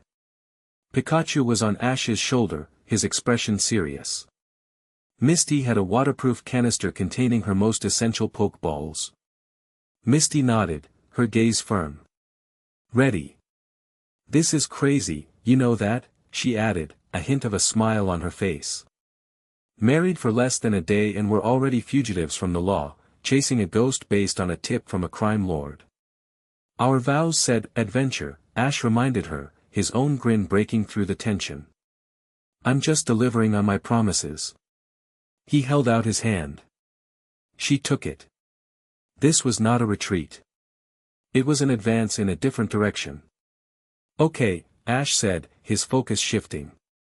The nearest open water is the ocean channel, half a mile south. We can't risk being seen on the streets. He looked down at the canal directly below them. So we go under. Misty's eyes lit up with understanding. You want to use the canal system. I want you to use the canal system, he corrected. Get us to the ocean. I'll handle anyone who gets in our way. Without another word, Misty swung her legs over the balcony railing. She gave Ash one last look, a mixture of love and adrenaline, and then pushed off, diving headfirst into the canal 50 feet below. She hit the water with the clean, splashless entry of a professional diver. A moment later, a massive, dark shape surfaced where she had entered. It was her Gyarados. Misty was perched on its head, giving Ash a thumbs up. Ash turned to Pikachu. Hold on tight, buddy. He backed up to the far end of the balcony, took a running start, and leaped.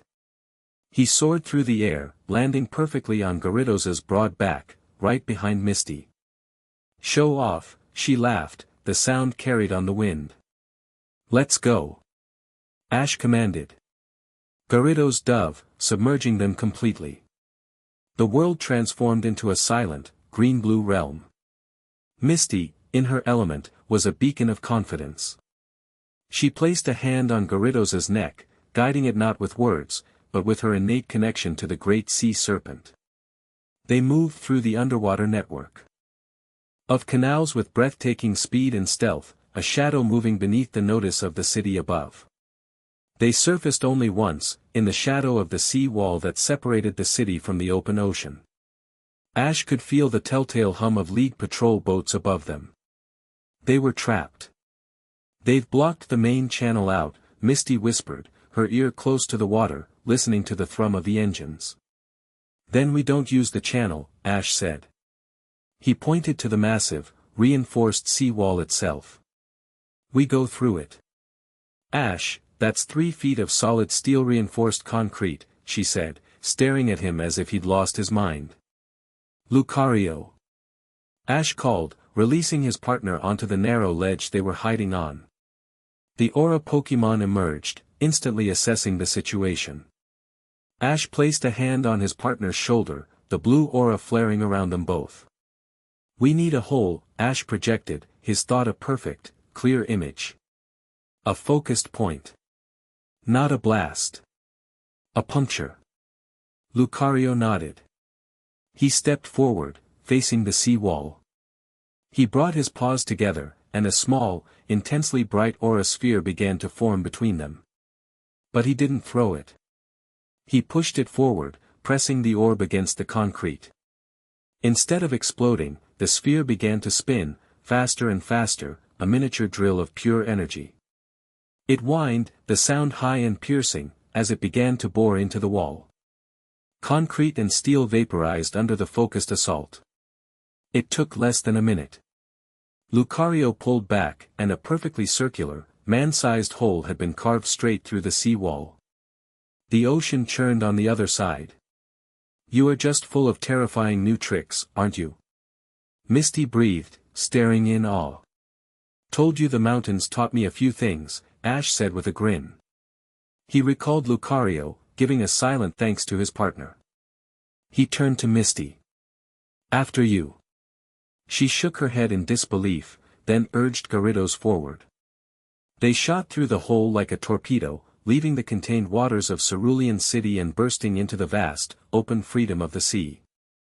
They were away. They were fugitives.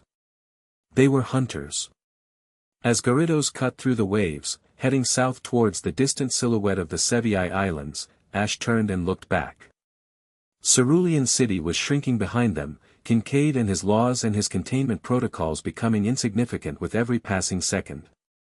He felt a pang of sadness for the wedding they had lost, for the peace that had been shattered.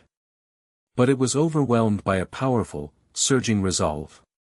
He wrapped his arms around Misty's waist, pulling her close against him as the sea spray misted their faces.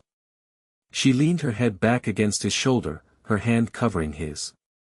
So, the Sevii Islands, she said, her voice filled with a mixture of apprehension and excitement. Place is a lawless mess. Full of pirates, rogue trainers, and forgotten towns.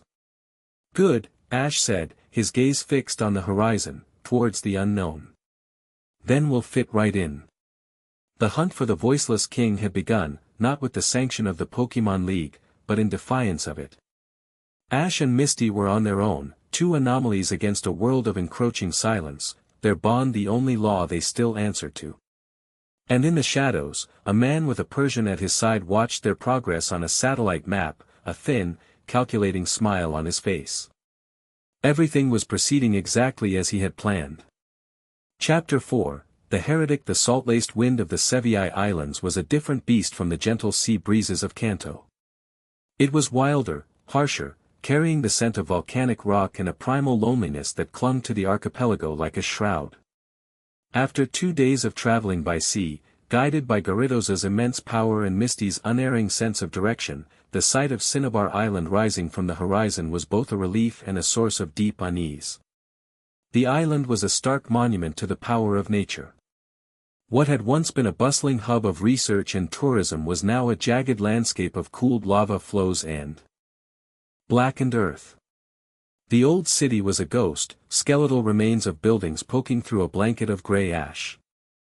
The volcano, once the island's heart, now stood as its tombstone, a silent, smoking sentinel against the sky. Echoes in the ash, Giovanni's message had said. It was chillingly literal. They made landfall in a secluded cove on the island's southern shore, a place where the black sand met a sparse, struggling patch of green. Misty recalled her Gyarados with a word of thanks, the colossal Pokémon dissolving into red light, its monumental effort finally at an end. She stumbled slightly as her feet hit solid ground, her legs unused to stillness after 2 days on the water. Ash was there instantly, his hand steadying her arm. "You okay?" he asked, his voice low with concern. "Just getting my land legs back," she replied, shaking her head to clear it. Her senses, which had been alive and singing in the open ocean, felt muted here. The water around Cinnabar was unnaturally warm from the volcano's geothermal activity, and it tasted of sulfur and minerals. It was like trying to hear a whisper in a room full of static. "I can't feel much here. The water is too noisy." "It's all right," Ash said, his gaze sweeping over the desolate landscape. "I can." He closed his eyes, and the world fell away. He reached out with his aura, not as a projection of power, but as a sensitive receiver. He sifted through the natural, chaotic energy of the volcanic island, the thrum of the Earth's core, the faint life signs of the hardy Pokémon that had adapted to this harsh environment. And beneath it all, he found it. The echo. It was the same dissonant, unnatural frequency he had felt from the corrupted shard in Pallet Town, the same silent scream that had emanated from Silas's armor. But here it was different. It wasn't a single, sharp point of pain. It was a network, a web of faint, interconnected threads spreading across the entire island, all leading back to a single, stronger source somewhere inland. "It's here," he said, opening his eyes. They were sharp, focused. "It's not just an echo. It's woven into the island. Like a fungus. And there are people. A lot of them. All resonating with the same energy." "People? I thought Cinnabar was abandoned," Misty said, her hand instinctively going to a poke ball on her belt. "So did the Pokémon League," Ash murmured, a grim realization dawning on him. "This isn't just a hideout. It's a settlement. A community." They began to move inland, their footsteps silent on the blanket of soft, gray ash. The air was still and heavy. The only sounds were the distant hiss of steam from a geothermal vent and the crunch of their boots. Pikachu was a tense ball of muscle on Ash's shoulder, his nose twitching, his senses on high alert. They found the settlement nestled in a caldera-like valley on the volcano's less volatile eastern slope. It was a place hidden from the sea and the sky, a secret world carved out of the devastation. It wasn't a town of tents and makeshift shelters as they might have expected. It was a strange fusion of nature and crude technology. Huts were built into the walls of the valley, their entrances like the mouths of caves.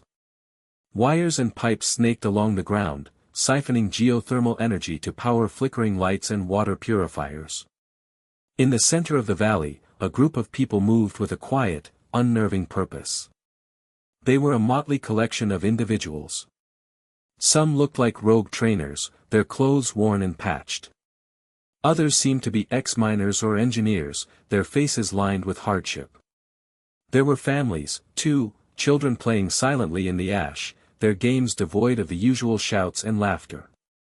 They were the forgotten people of the world, individuals who had been chewed up and spat out by society, who had lost their homes, their livelihoods, their faith in the system. They were the outcasts, the disenfranchised. And they had found a new faith here, in the shadow of the volcano. Ash and Misty watched from a ridge above the valley, concealed behind a jagged outcrop of obsidian. What they saw sent a chill down their spines. The people were gathered around a large, smooth stone in the center of the valley.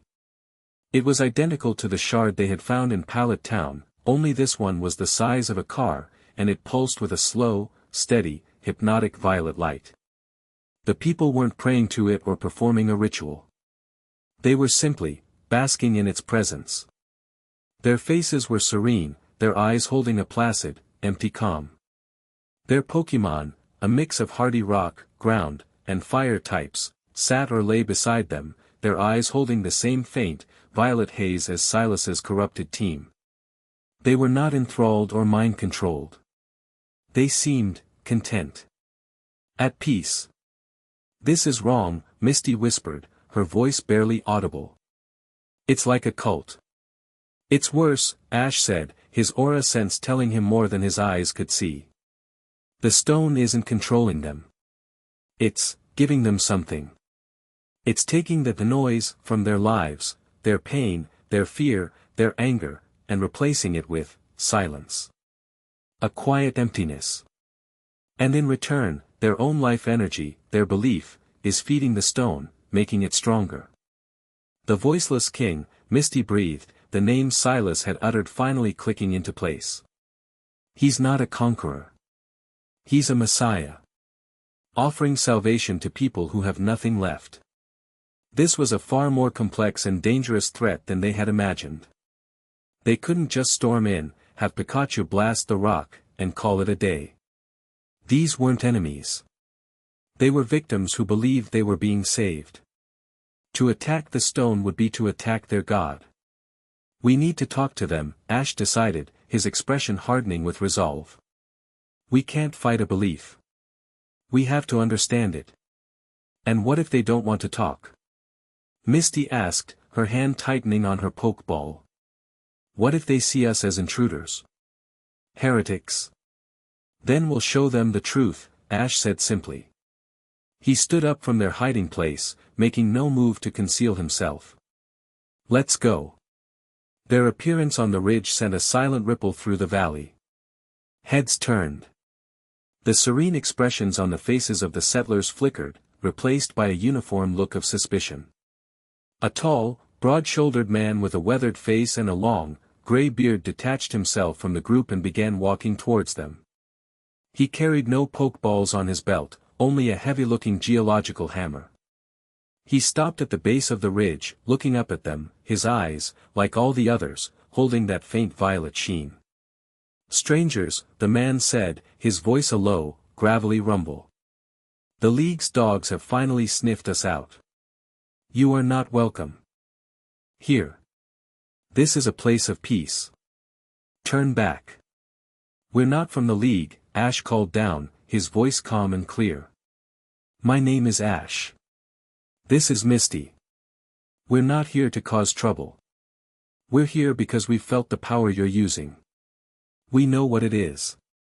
The man's eyes narrowed. You know nothing. You come from the loud world. The world of chaos and pain, of false promises from politicians and champions who only protect the powerful. Here, we have found silence. We have found harmony. The king has given us a gift. The gift he gives, he takes back 100-fold, Ash countered, beginning to walk down the ridge, Misty at his side. That stone isn't giving you peace. It's feeding on you.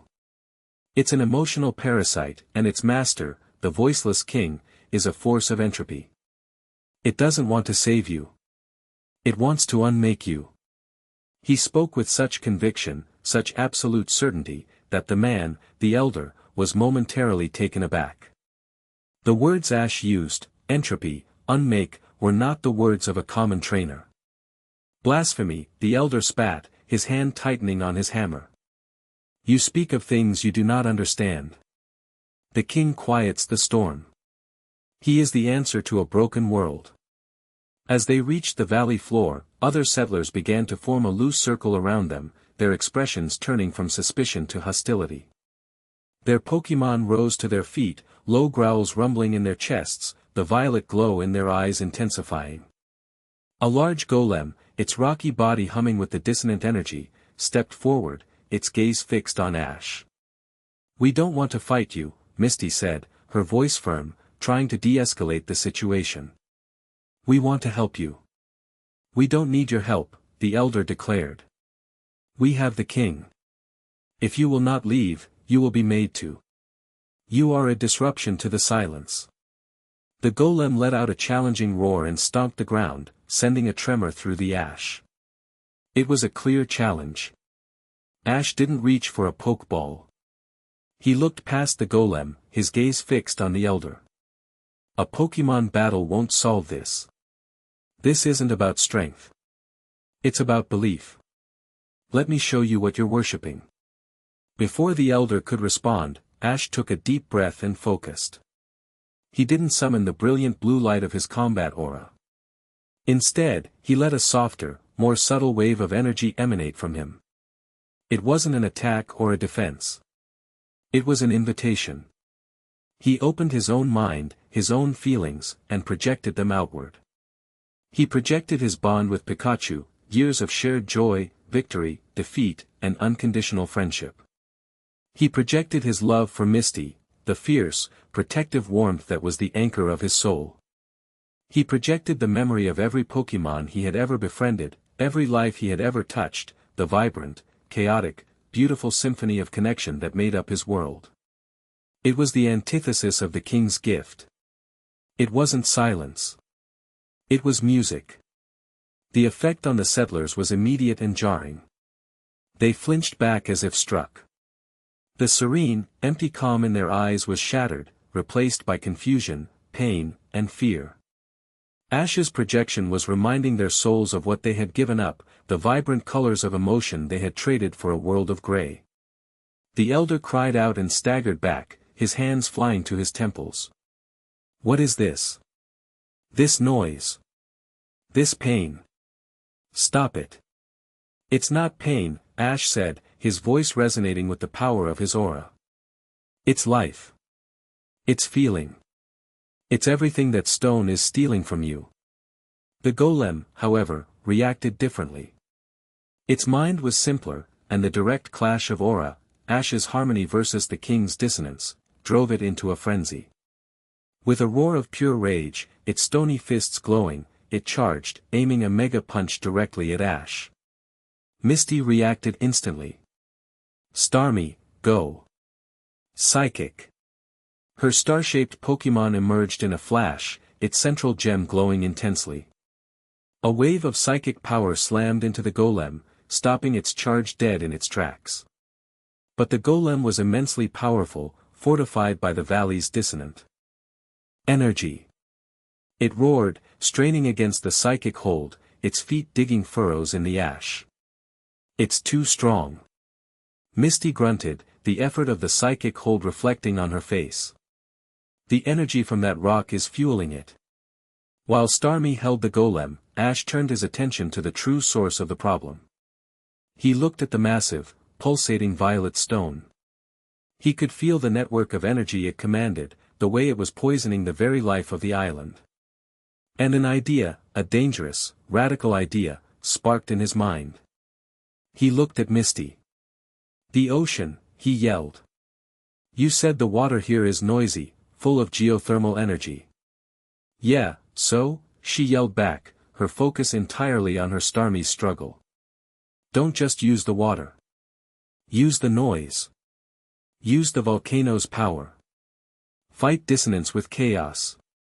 Misty stared at him for a second, her mind racing to understand his logic. Fight a corrupting influence not with purity, but with overwhelming, raw, natural power. It was insane. It was pure Ash Ketchum. And it just might work. A fierce grin lit up her face. You are going to get me killed one day.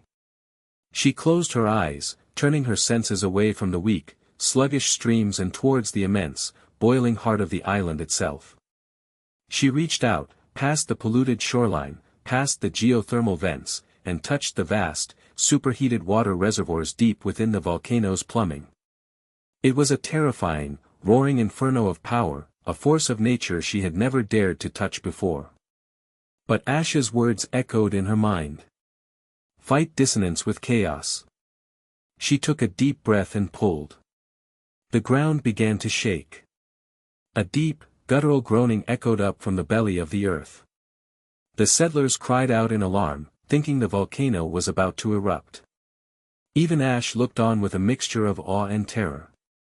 Then, from a dozen fissures and vents around the valley floor, geysers of superheated steam and boiling water erupted into the sky. It wasn't a cleansing wave, it was a primal scream from the planet's core, summoned and shaped by her will.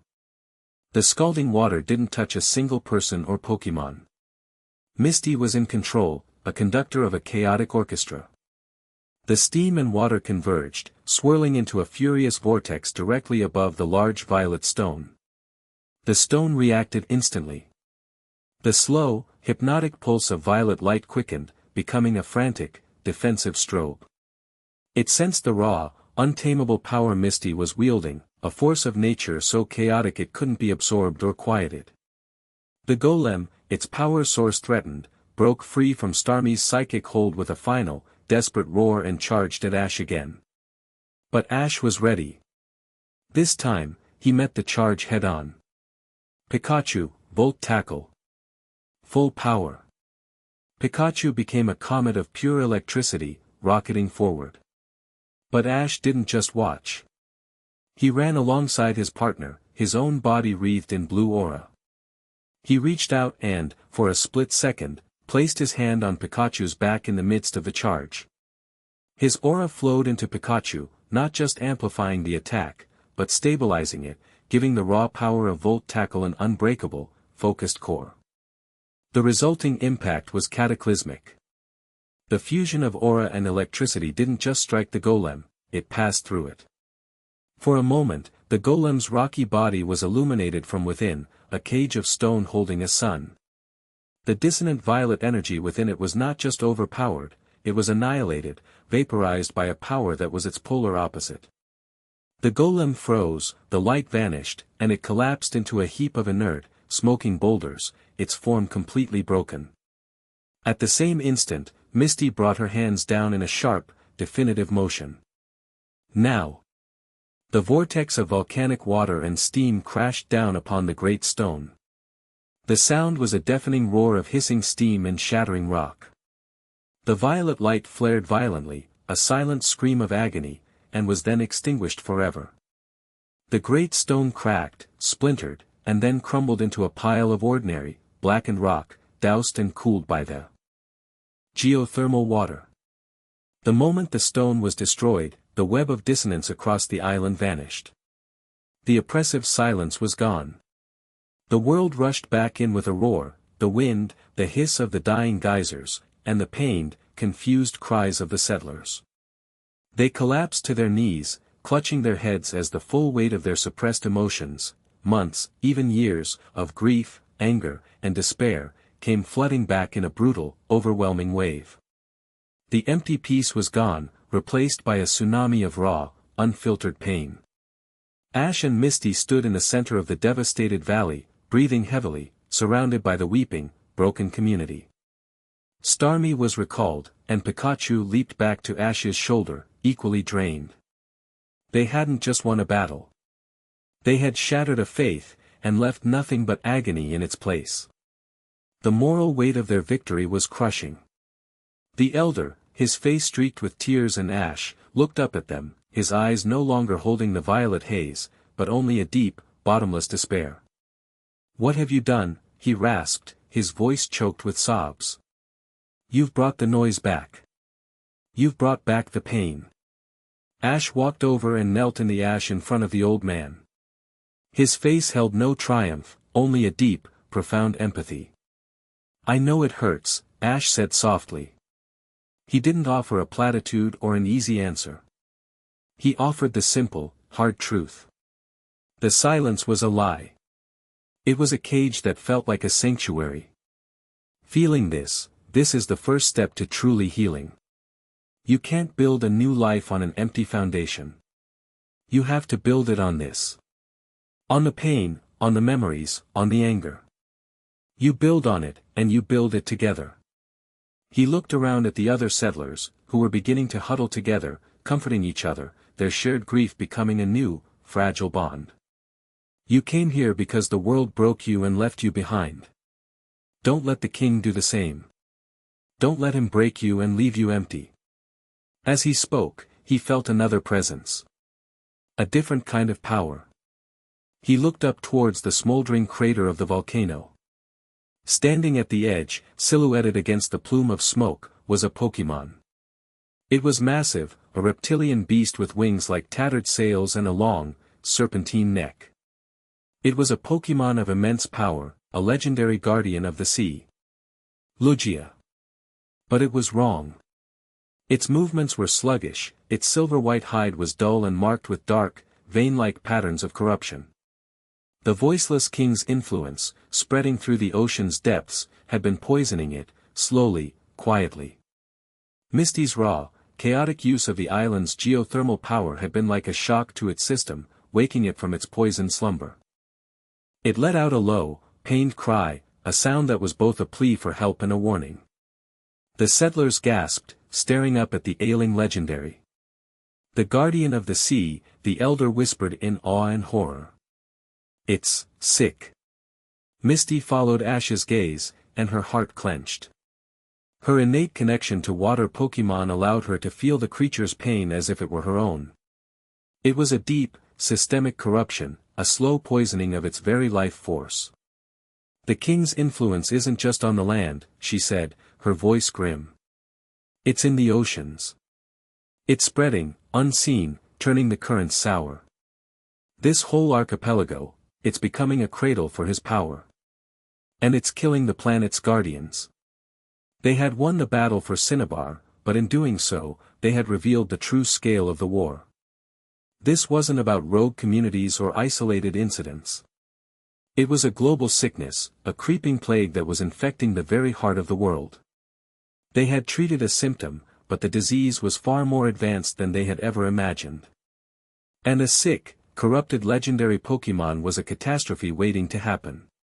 Chapter 5, The Gambit. The cry of the ailing Lugia was a sound that settled deep in the bones, a mournful chord that resonated with the island's own wounded spirit.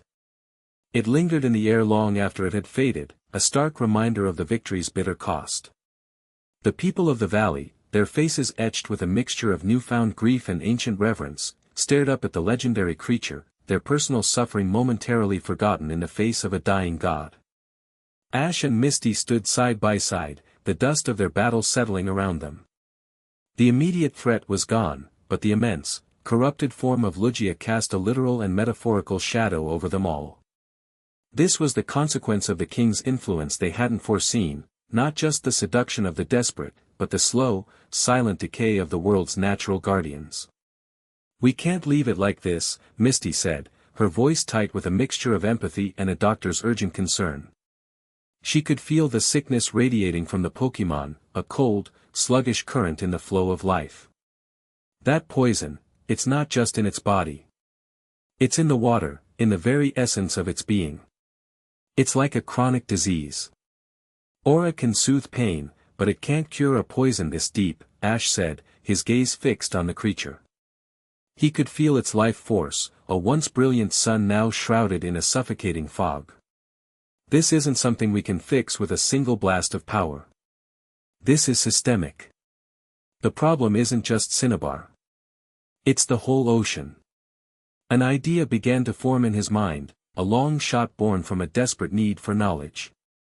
The legends, the myths about creation, about the balance of the world, they're strongest in Sinnoh. The spear pillar, the hall of origin. If anyone has studied the deep lore, the real history behind the legends the League dismisses as fairy tales, it's Cynthia. Sinnoh, Misty repeated, the name of the region feeling a world away. "Ash, we're fugitives. Kincaid will have alerts out everywhere. Getting to Sinnoh without being spotted by the League is exactly what Giovanni would expect us to do," Ash finished, his expression grim. "He gave us the lead to Cinnabar to see what we'd do, to gauge our strength against the king's influence.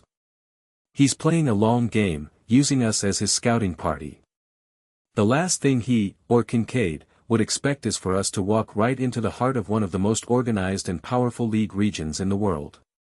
It was a classic Ash Ketchum gambit, the most reckless, direct path was often the most unexpected, and therefore the safest. Their decision was made.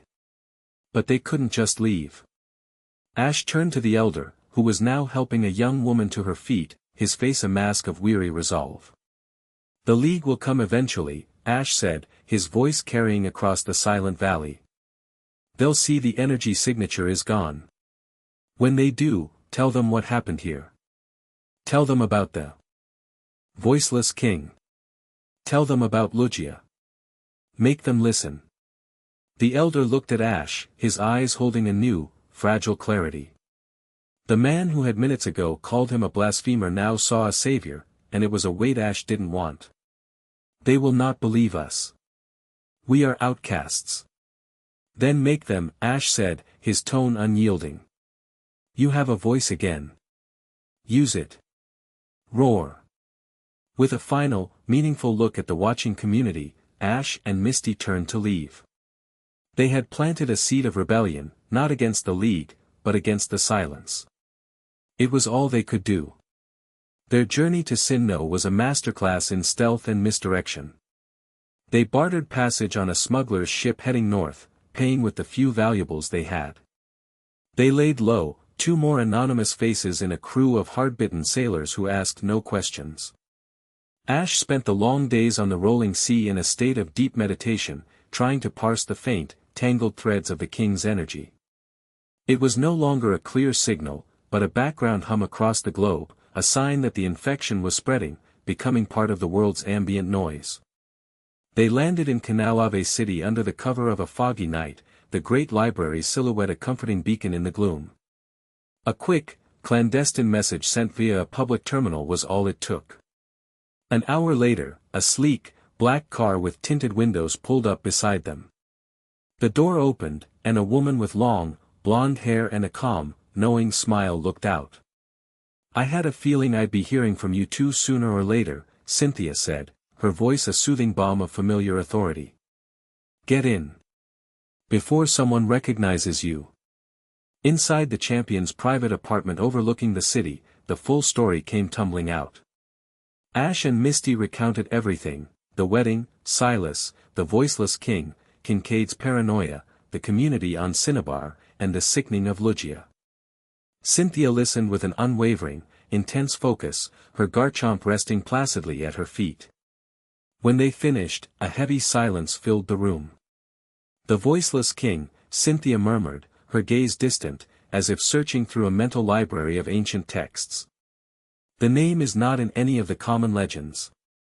But it echoes a story I once read in a forbidden text from the Kanto library. A pre-creation myth. It spoke of Arceus shaping reality from a sea of potential, but also of a dissonant echo, a force of pure entropy that was not destroyed, but sealed away, its nature being to uncreate. Silas said his master wanted to end the dissonance, to bring silence, Ash recalled. He's twisting the narrative. He's framing entropy as peace.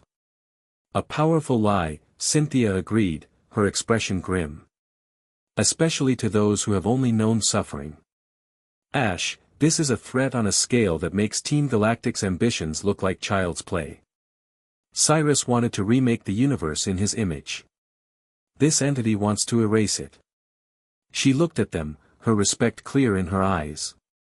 And the Pokémon League, in its fear of the unknown, is hunting the only people who truly understand the threat. The irony is staggering. Before they could strategize further, Cynthia's phone chimed. She glanced at the screen, and a frown creased her brow. It seems your arrival in Sinnoh has not gone entirely unnoticed. Though not by the League. She turned the phone around. It showed a live feed from a security camera outside the building. Leaning against the wall across the street, his arms crossed, was a young man with purple hair and a familiar, impatient scowl. Paul. Ash felt a jolt of surprise. He hadn't seen Paul since their final, explosive battle in the Sinnoh League years ago, a battle that had earned Ash a hard-won, grudging respect. What's he doing here? Misty asked. He's been a candidate for the Sinnoh Elite Four for the past year, Cynthia explained. He's incredibly powerful, disciplined, and strategic. He's also been investigating a series of anomalous energy readings on M Coronet for me. It seems he's tracked the source of the disturbance here. She looked at Ash. He knows you're here. There was a knock on the door. Not a polite rap, but a sharp, impatient banging. Cynthia sighed. It seems he's not one for waiting. She opened the door, and Paul strode in, his piercing gaze immediately finding Ash. He looked the same, yet different. The raw anger in his eyes had been tempered into a cold, sharp focus. He was no longer just a powerful trainer, he was a commander. Catch 'em, Paul said, his voice flat, acknowledging Ash's presence with a curt nod. He then looked at Cynthia. The energy spikes I've been tracking from Coronet, they all led here. To him. He jabbed a thumb towards Ash. I want to know why. Paul, it's complicated, Cynthia began. Then simplify it, Paul cut her off, his impatience boiling over. I've spent a month chasing ghost signals that are driving wild Pokemon to the brink of madness, and it all leads back to my old rival, who's supposedly a fugitive. I want answers. The answers aren't simple, Paul, Ash said, stepping forward. He met his old rival's gaze without flinching. We're dealing with an entity that's a threat to the entire world. A voiceless king. Paul let out a short, incredulous laugh. A voiceless king? Are you serious, Ketchum? You've been gone for 2 years and you come back with fairy tales. I thought you'd outgrown this nonsense. This power of yours, he said, making air quotes with his fingers, is nothing but a liability. It's a beacon for trouble, and you're dragging the whole world into it. It's real, Paul, Misty interjected, her voice sharp. We've seen it. Paul's gaze flicked to her, dismissive. I'll believe it when I see it. All I see is Ketchum, as reckless as ever, spouting myths. If this power of yours is so great, Ash, then prove it. Show me it's more than just a magnet for chaos. Battle me. Right here, right now. It was a challenge born of frustration and a deep-seated need for tangible proof. Paul operated on a world of strategy, data, and observable strength. The abstract, spiritual nature of aura was anathema to him. A battle won't prove anything, Ash said calmly. It will prove to me if you're still the same idiot who relies on dumb luck and friendship speeches, Paul shot back, or if there's actually any substance to this new power you've supposedly mastered. 1-on-1. Your ace against mine.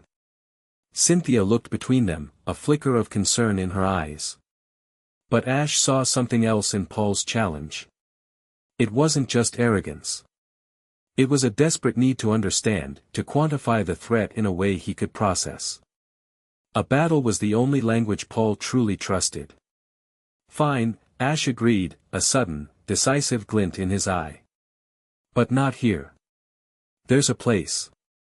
A place that will show you exactly what we're up against. They traveled to the foot of M. Coronet, to a secluded, ancient training ground used by Sinnoh's earliest Aura Guardians.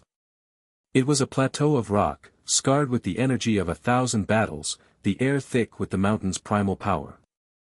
It was here, Paul had admitted, that the energy spikes had been the strongest. The sky was overcast, the air cold. Misty and Cynthia stood as witnesses. Ash and Paul faced each other across the stone field. Infernape, stand by for battle. Paul shouted, and his powerhouse fire type emerged in a blast of flame, its eyes burning with a fierce, competitive loyalty. It was even stronger than Ash remembered, its power honed to a razor's edge. Pikachu, I choose you, Ash said simply. His partner leaped from his shoulder, landing softly, his small form a stark contrast to Infernape's towering, fiery presence. A Pikachu against my Infernape? You're either arrogant or you've completely lost your mind, Paul scoffed. Let's just battle, Ash said, a quiet smile on his face. The battle that followed was unlike any Paul had ever experienced. It wasn't just a contest of type matchups and commanded moves. It was a duel of philosophies. Paul was a master strategist, predicting, countering, and exploiting every possible opening. He had Infernape use flair.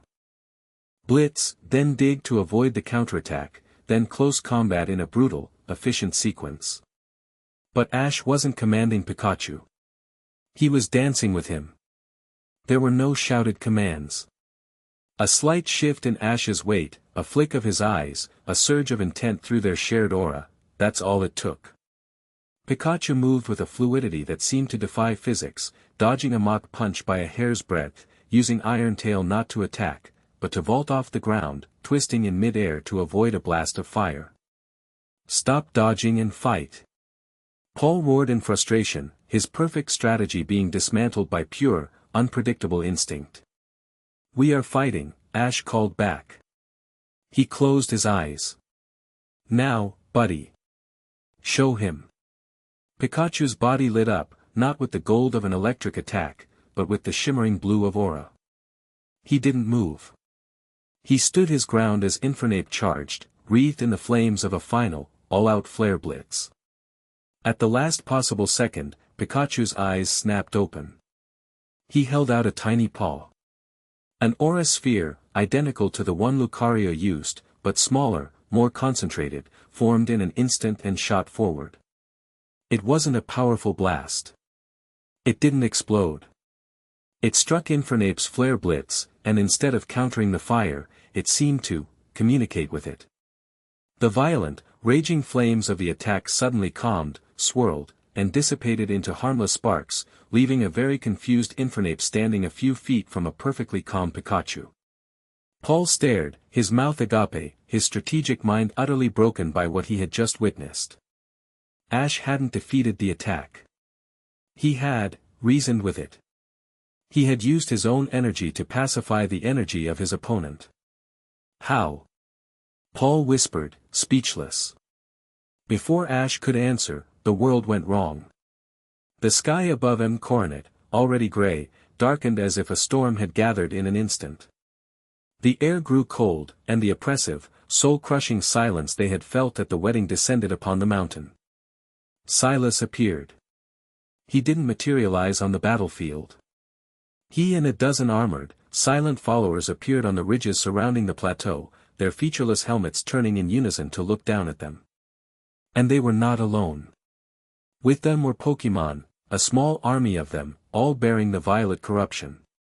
The anomaly, and the champion, Silas's synthesized voice echoed across the plateau. His gaze, however, was fixed on a point higher up the mountain. The timing is perfect. The confluence of power is at its peak. Cynthia's eyes widened in horror as she realized his target. "Spear Pillar," she breathed. "He's not here for you, Ash. He's here for the pillar." Spear Pillar was the heart of Sinnoh, a place where the veil between dimensions was at its thinnest. It was the gateway to the Hall of Origin, the place where Dialga and Palkia had been summoned. To attack it was to attack the fabric of reality itself. "He's going to use a massive energy spike to weaken the dimensional barrier," Ash realized aloud, the full scope of Silas's plan crashing down on him. "He's not just spreading the king's influence. He's trying to break open the prison. We have to stop him." Misty yelled, already sending out her Starmie and a newly evolved, formidable Kingdra.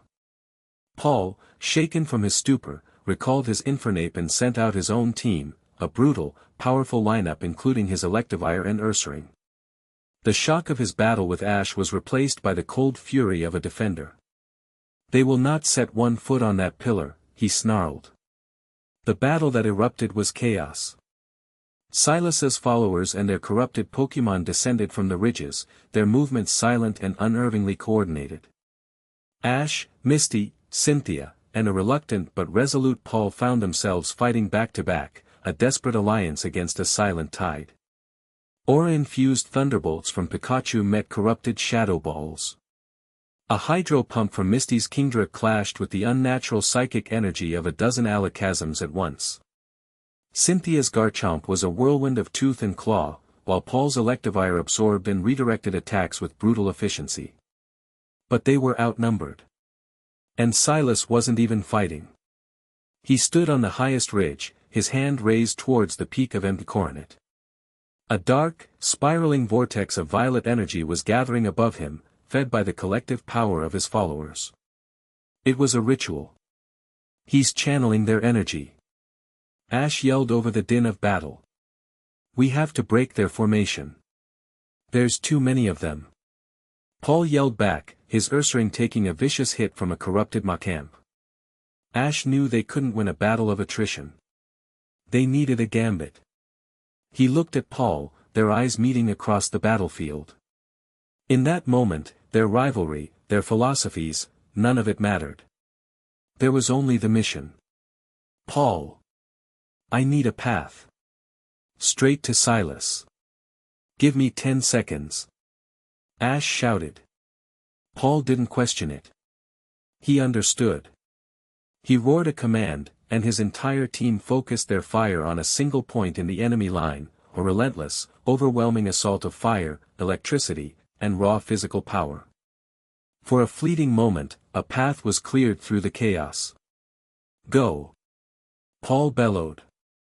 Ash ran. He moved faster than he ever had, his aura flaring around him, deflecting stray attacks. Lucario was at his side, a blue and black blur. They charged up the ridge, straight at the unmoving form of Silas. As they reached him, Silas finally lowered his arm and turned, his featureless mask conveying a cold sense of finality. Too late, anomaly. The vortex of violet energy above him pulsed once, and a beam of pure, dissonant power shot up towards the sky, towards the unseen peak of Spear Pillar. Ash knew he couldn't stop the beam. But he could disrupt it. Lucario, now. Our power. He and Lucario raised their hands in unison. They didn't fire an aura sphere. They unleashed all their power at once, a raw, untamed wave of pure, harmonious life energy. It slammed into the base of Silas's violet beam.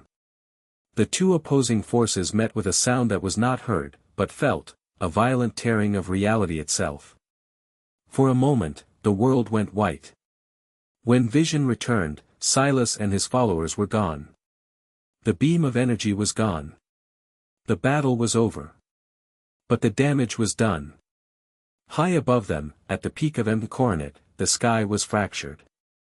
A visible, shimmering crack, like a flaw in glass, hung in the air above Spear Pillar. It bled a faint, violet light, and from it emanated a silent, maddening psychic pressure that washed over the entire mountain, over the entire region of Sinnoh. It was the presence of the voiceless king. Distant, filtered, but undeniably there. The prison had not been broken, but it had been cracked. The echo had become a whisper, and soon, that whisper would become a scream heard across the world.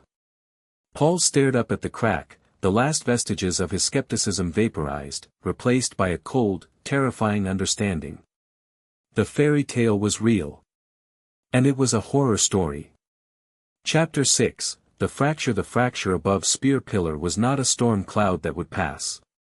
It was a wound in the sky, a permanent scar on the face of reality. The faint, violet light it bled was a slow, steady poison, seeping into the atmosphere of Sinnoh and beyond. In the days that followed the battle on M. Coronet, the world began to feel the effects. It started subtly. A pervasive sense of anxiety, a low-grade dread that settled over the population like a damp fog. People grew irritable, arguments flared over nothing, and a creeping paranoia began to curdle the trust between neighbors. Wild Pokémon were the first to truly show the symptoms. Their behavior became erratic and aggressive. Flocks of Staraptor attacked fishing boats for no reason. Herds of Mamoswine, usually placid, stampeded through mountain passes, their eyes holding a flicker of that now familiar violet madness. The carefully maintained balance of the natural world was fraying at the edges. For Ash and Misty, the psychic pressure was a constant, grinding weight. It was the background radiation of their new reality. They had taken refuge in a remote, unused Pokémon Ranger outpost deep in the Eterna Forest, a location Cynthia had provided, a place off every official map. Paul was with them, his presence a tense, brooding silence. He hadn't said much since the battle, his entire worldview shattered and painstakingly reassembled into a new, grimmer shape. He spent his time methodically training his Pokémon, pushing them to new limits, his response to a world-ending threat being the only one he knew: get stronger. The pressure was taking its toll, most of all on the couple at the center of the storm. The effortless synergy that had defined them was beginning to show cracks under the strain. It came to a head one evening, after a particularly bad day.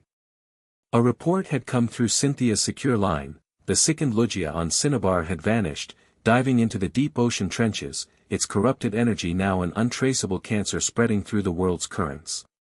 The news hit Misty like a physical blow. Ash found her by the river that ran past the outpost, staring into the dark, rushing water.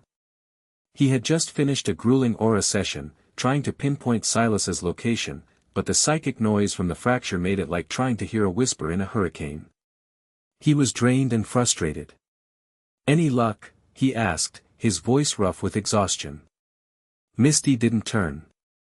"The water feels dead," she said, her voice hollow. "It's clean, but it has no song. It's just water. The life, the energy I used to feel, it's being muffled by that thing in the sky." She wrapped her arms around herself, a shiver running through her that had nothing to do with the cold night air. "Lugia is gone, Ash. We failed it. We left it to suffer, and now it's spreading the sickness." "We didn't have a choice, Misty," Ash said, his patience worn thin by his own failure to find a lead. "We had to get to Sinnoh. We had to understand what we were fighting." "And what good did it do?" she shot back, finally turning to face him, her cerulean eyes blazing with a frustration that mirrored his own. "We fought a battle, and all we did was make things worse. We broke the sky. Now the whole world is sick, and we're hiding in a cabin in the woods while Kincaid is probably mobilizing an army and Silas is planning his next move. What do you want me to do?" he snapped, the exhaustion and pressure finally cracking his composure. "Fly up to the fracture and punch it?" "I am trying, Misty.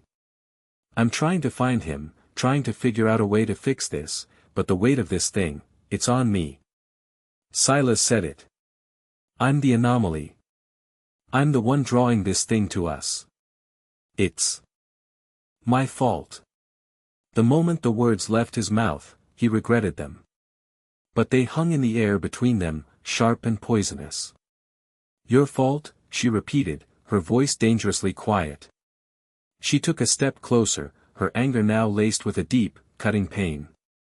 "Don't you dare. Don't you dare take that on yourself. This isn't your burden alone, Ash. It's ours.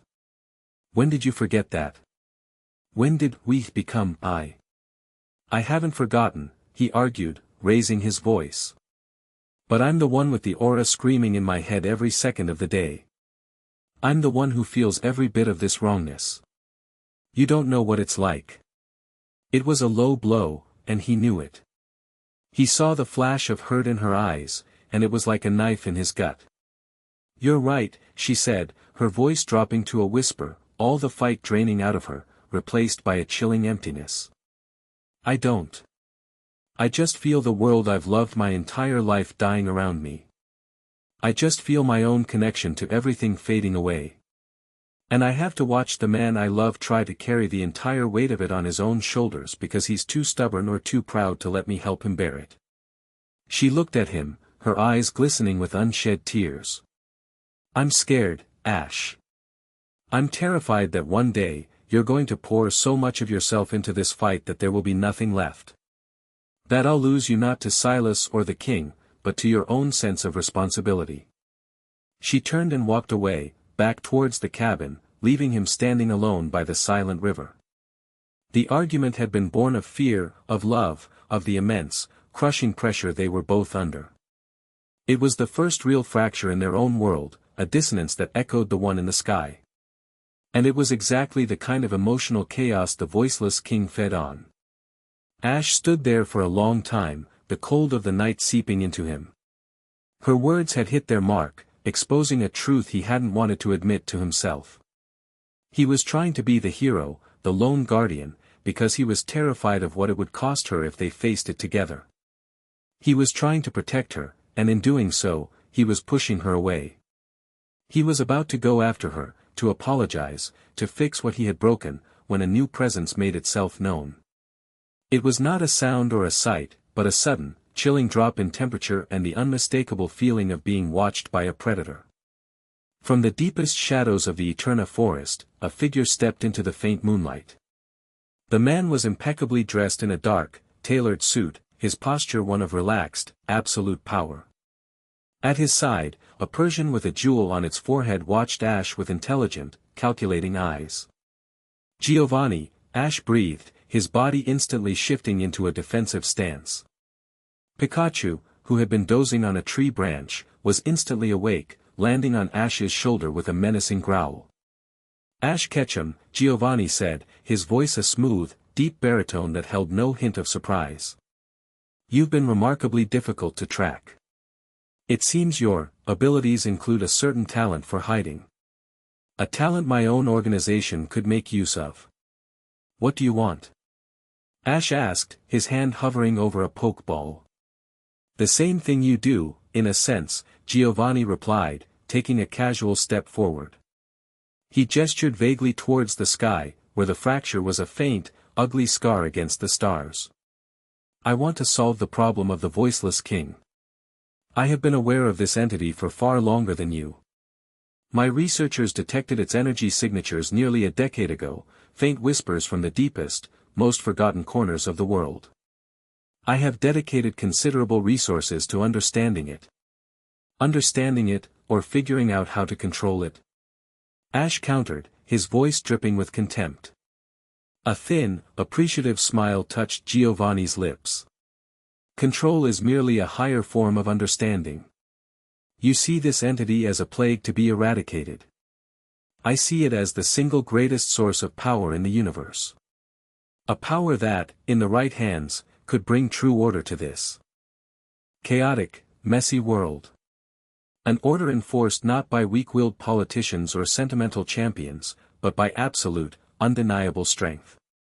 He stopped, his gaze intense. This was not a villain monologue. It was a recruitment pitch. You and I are more alike than you care to admit, Ash. We are both men of power, operating outside the stifling confines of the law. But you seek to be a shield. You react. You defend. It is a noble, but ultimately futile, endeavor. You can't shield the world forever. Eventually, the sword will break through. He held out a hand, an invitation. Join me. Your aura, your connection to the life force of this world, is the key. It is the perfect conduit, the perfect tool to draw the king's power out of its prison. Together, we can capture it. We can harness it. Imagine it, Ash. A world with no war, no famine, no dissent. A world of perfect, structured peace, maintained by a power so absolute that none would dare challenge it. My vision, my resources, and your power. We would not be saviors. We would be gods. The offer was seductive in its sheer, terrifying audacity. It was the ultimate temptation, the power to end all conflict, to enforce peace, to fix a broken world. It was a dark mirror of Ash's own desire to protect everyone. For a long moment, Ash was silent. He looked at Giovanni, at the man who represented the absolute corruption of power, offering him a seat on a throne built from the same dark energy he was fighting. He thought of the desperate faces in the Cinnabar Valley, seeking peace in a lie. Giovanni was offering the same lie, just on a grander scale. Then he thought of Misty. Of her fear, not that he would lose the fight, but that he would lose himself in the fight. To accept Giovanni's offer would be to do just that. It would be to become the very thing he was trying to stop.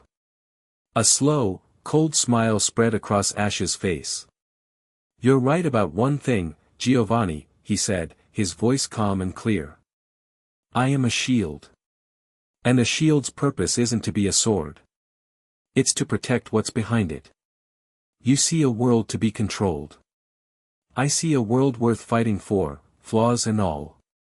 He took a step back, his posture relaxing, but his energy sharpening into a point. Your perfect peace is just another cage. A quieter, more orderly version of the king's silence. I'm not interested. Giovanni's smile did not falter, but a flicker of genuine disappointment crossed his face. A pity. I truly believed you, of all people, would understand the logic of it. Sentiment is a weakness you cannot afford, Ash. Your refusal does not change the board. It simply clarifies your position on it. He turned to leave, his Persian falling into step beside him. The game is now in its final act. The champions of harmony, he said, nodding towards Ash, the proponents of chaos, he gestured to the sky, and the aspirants of control. He looked back over his shoulder. When the dust settles, only one philosophy will remain. I wonder if you'll regret your choice when you're kneeling in the ruins. With that, he and his Persian were swallowed by the shadows of the forest, leaving behind only the cold night air and the weight of his terrible offer. The confrontation left Ash shaken, not by the threat, but by the clarity it had provided.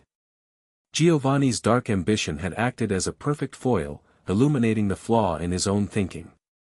He had been so focused on being the shield that he had forgotten he wasn't standing alone. He turned and ran back to the cabin.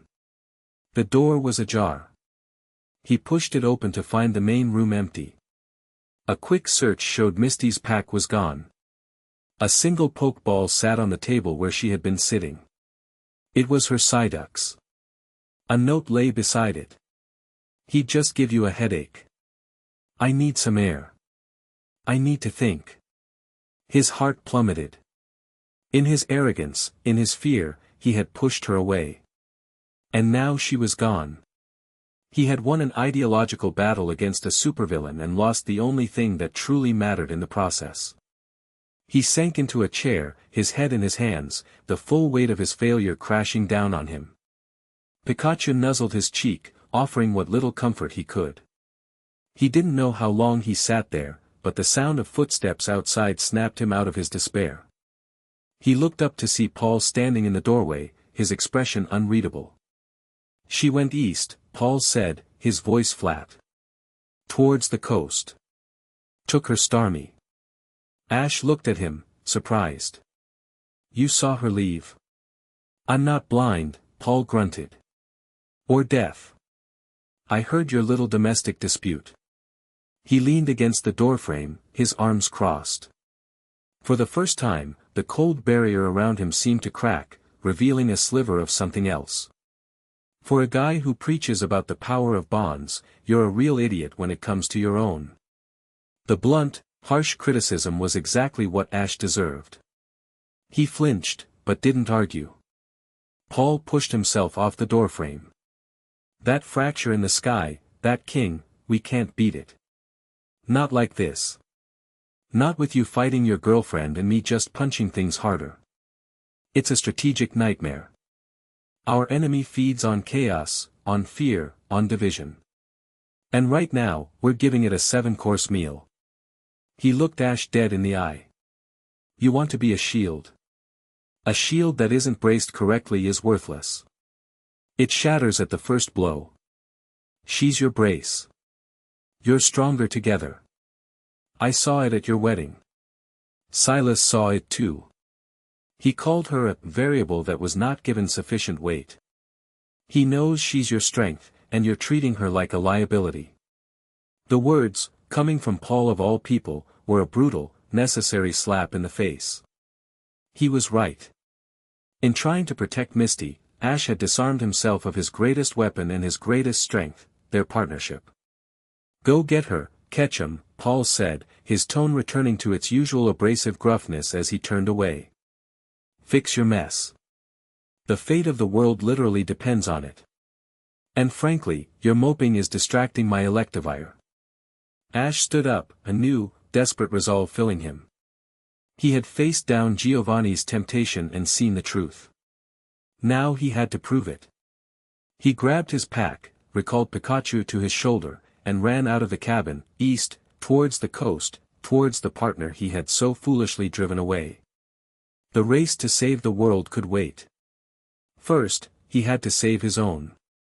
Chapter 7, The Unbroken. The coastline of Sinnoh was a rugged, formidable barrier of stone and spray. Waves crashed against dark, jagged cliffs, their rhythmic roar a powerful, ageless sound that was a stark contrast to the deadened quiet of the forest river. Misty stood on the edge of the highest cliff, the wind whipping her fiery ponytail across her face. Below her, the sea churned, its surface a turbulent gray under the perpetually overcast sky. She had come here seeking the familiar song of the ocean, a connection to the element that had always been her source of strength and clarity. But the song was muted, discordant. The psychic static from the fracture above and coronet had reached even here, turning the ocean's grand symphony into a painful, off-key dirge. Her Starmie floated at her side, its gem glowing with a soft, worried light, sensing its master's turmoil. She had run, not out of anger, but out of a desperate need to breathe. The claustrophobic pressure of the outpost, of Ash's self-imposed martyrdom, had become unbearable. She felt like she was watching him drown and he was refusing to take her hand. Her fear for him was so immense it had curdled into a helpless rage. "He's such an idiot," she murmured to Starmie, the wind snatching the words away. "The biggest idiot in the world." "I heard that." The voice came from behind her, steady and familiar. She didn't need to turn to know it was him. She felt his presence, a warmth against the cold sea air. She didn't move, her gaze remaining fixed on the turbulent water. Ash walked slowly to her side, stopping a few feet away, giving her space. He didn't offer an excuse or a defense. He just stood there, sharing the silence, watching the waves with her. Pikachu was on his shoulder, his expression as solemn as his trainer's. "I am an idiot," he said finally, his voice quiet and heavy with sincerity. "Paul told me so." Which, you know, really drives the point home. A small, reluctant smile touched Misty's lips, but it vanished as quickly as it came. "Did you come all this way just to agree with me?" "No," he said, turning to face her. "I came to apologize. And to ask you to forgive me." He took a breath, the words coming from a place of raw, painful honesty. "You were right. About everything. I was trying to carry it all myself. I was so scared of what this fight would cost you, so terrified of you getting hurt, that I thought if I just stood in front of you and took all the hits, I could keep you safe. But I wasn't protecting you. I was insulting you. And I was hurting myself. I was hurting us." He looked at their joined hands, at the simple band on his finger that matched the one on hers. "Our vows. To be the riverbed that will guide your strength. I was a flood, Misty. Rushing ahead, thinking I could wash away the problem on my own. I forgot that a flood just causes more destruction. A river needs its banks. You said that to me, once. I need you. Not behind me, not on the sidelines. Right here, with me. I can't do this without you." Tears she hadn't realized she was holding back began to stream down her face, carried away by the wind. She finally turned to him, her expression a mix of heartbreak and overwhelming love. "Ash, I'm not afraid of being hurt. I'm afraid of you forgetting that we're in this together. Your strength, my strength, it's the same thing. It always has been." He closed the distance between them, his hands gently cupping her face, his thumbs wiping away her tears. "I know," he whispered, his forehead resting against hers. "I promise. No more shields. Just partners." She wrapped her arms around his neck and pulled him into a fierce, desperate kiss. It wasn't a soft, romantic embrace. It was a reaffirmation, a reforging of a bond that had been stressed to its breaking point. It was a promise sealed in salt and wind, a vow renewed against a backdrop of a fractured sky. They were not two separate forces, but a single, unified front. The dissonance that had crept between them was gone, replaced by a harmony more powerful than ever before. As they stood there, locked in an embrace, Paul's words echoed in Ash's mind, "A shield that isn't braced correctly is worthless." They couldn't win by hiding. They couldn't win by fighting alone. They had to stop acting like fugitives and start acting like leaders. "We have to stop running," Ash said, his voice firm with a new, unshakable resolve. "We can't win this war from the shadows. We need an army." Misty pulled back, her eyes wide, then narrowing with the same fierce determination. "An army? Ash, the world thinks you're a public enemy. Kincaid has half the league hunting us. Then we give the other half a reason to fight with us," he declared. We can't convince the bureaucrats, the Kincaids of the world. But the trainers, the gym leaders, the Elite Four, the champions, they're not politicians. They're warriors. They'll understand a threat to the world they've sworn to protect. We just have to show them the truth. The plan that formed was audacious, reckless, and brilliant. They wouldn't send messages or try to reason through back channels. They would issue a challenge, a call to arms that no one could ignore. Using Cynthia's authority as champion, they arranged it. A global broadcast, patched into every Pokemon Center, every Rotom phone, every television screen from Pallet Town to the Alola Islands. The official reason given was an emergency address from the Sinnoh champion. Kincaid and his division would be watching, ready to triangulate their position, but that was part of the plan. The broadcast went live. The image that appeared on screens worldwide was not of Cynthia in a pristine office. It was Ash and Misty, standing on a windswept cliff, the fractured sky of Coronet a terrifying, undeniable backdrop behind them. Ash's expression was grim but charismatic, his presence commanding. Misty stood at his side, her face a mask of resolute strength. They looked like what they were, wartime leaders. "My name is Ash Ketchum," he began, his voice clear and resonant, carrying an innate authority that silenced millions. "For years, you've known me as a Pokemon trainer. But today, I'm speaking to you as something else. As a witness." He didn't speak of his aura. He didn't use terms they wouldn't understand. He spoke of a silent, creeping sickness. He showed them the footage from the Cinnabar Valley, the blank, serene faces of the settlers. He spoke of the voiceless king, not as a myth, but as a predator, a being of entropy that offered peace in exchange for their very souls. "The Pokemon League Special Operations Division has branded me a threat," Ash continued, his gaze piercing, as if he were looking every viewer in the eye. "They believe my power is the problem. They are wrong. My power only allows me to see the threat they refuse to. They are trying to cage the Storm Watch, while a tidal wave is about to swallow the world. They are focused on control, when they should be focused on survival." Then, Misty spoke, her voice ringing with passion and a leader's fire. "I am a gym leader of the Kanto League. I have dedicated my life to the bond between trainers and their Pokemon. That bond is being poisoned. The very life force of our world is being drained by this silence. We have seen a legendary Pokemon, a guardian of our seas, sickened by this plague. This is not a regional problem. This is an extinction-level event. We are not asking for your belief," Ash concluded, his voice rising. "We are asking you to open your eyes. To feel the wrongness in the air. To see the fear in your Pokemon. We are making our stand here, in Sinnoh, at the base of Coronet. This is where we will fight. We will not allow our world to be unmade in silence. To the gym leaders, the Elite Four, the champions, my friends, my rivals, to anyone who will listen, stand with us. This is our world. Let's fight for it." The broadcast cut out, leaving behind a stunned, silent world. The message was a declaration of war on two fronts, against the voiceless king, and against the League's inaction. It was a direct challenge to Kincaid's authority, a call for open rebellion. The effect was instantaneous and seismic. In a lab in Lumio City, Clement began furiously modifying a device, its purpose to measure and counteract dissonant energy.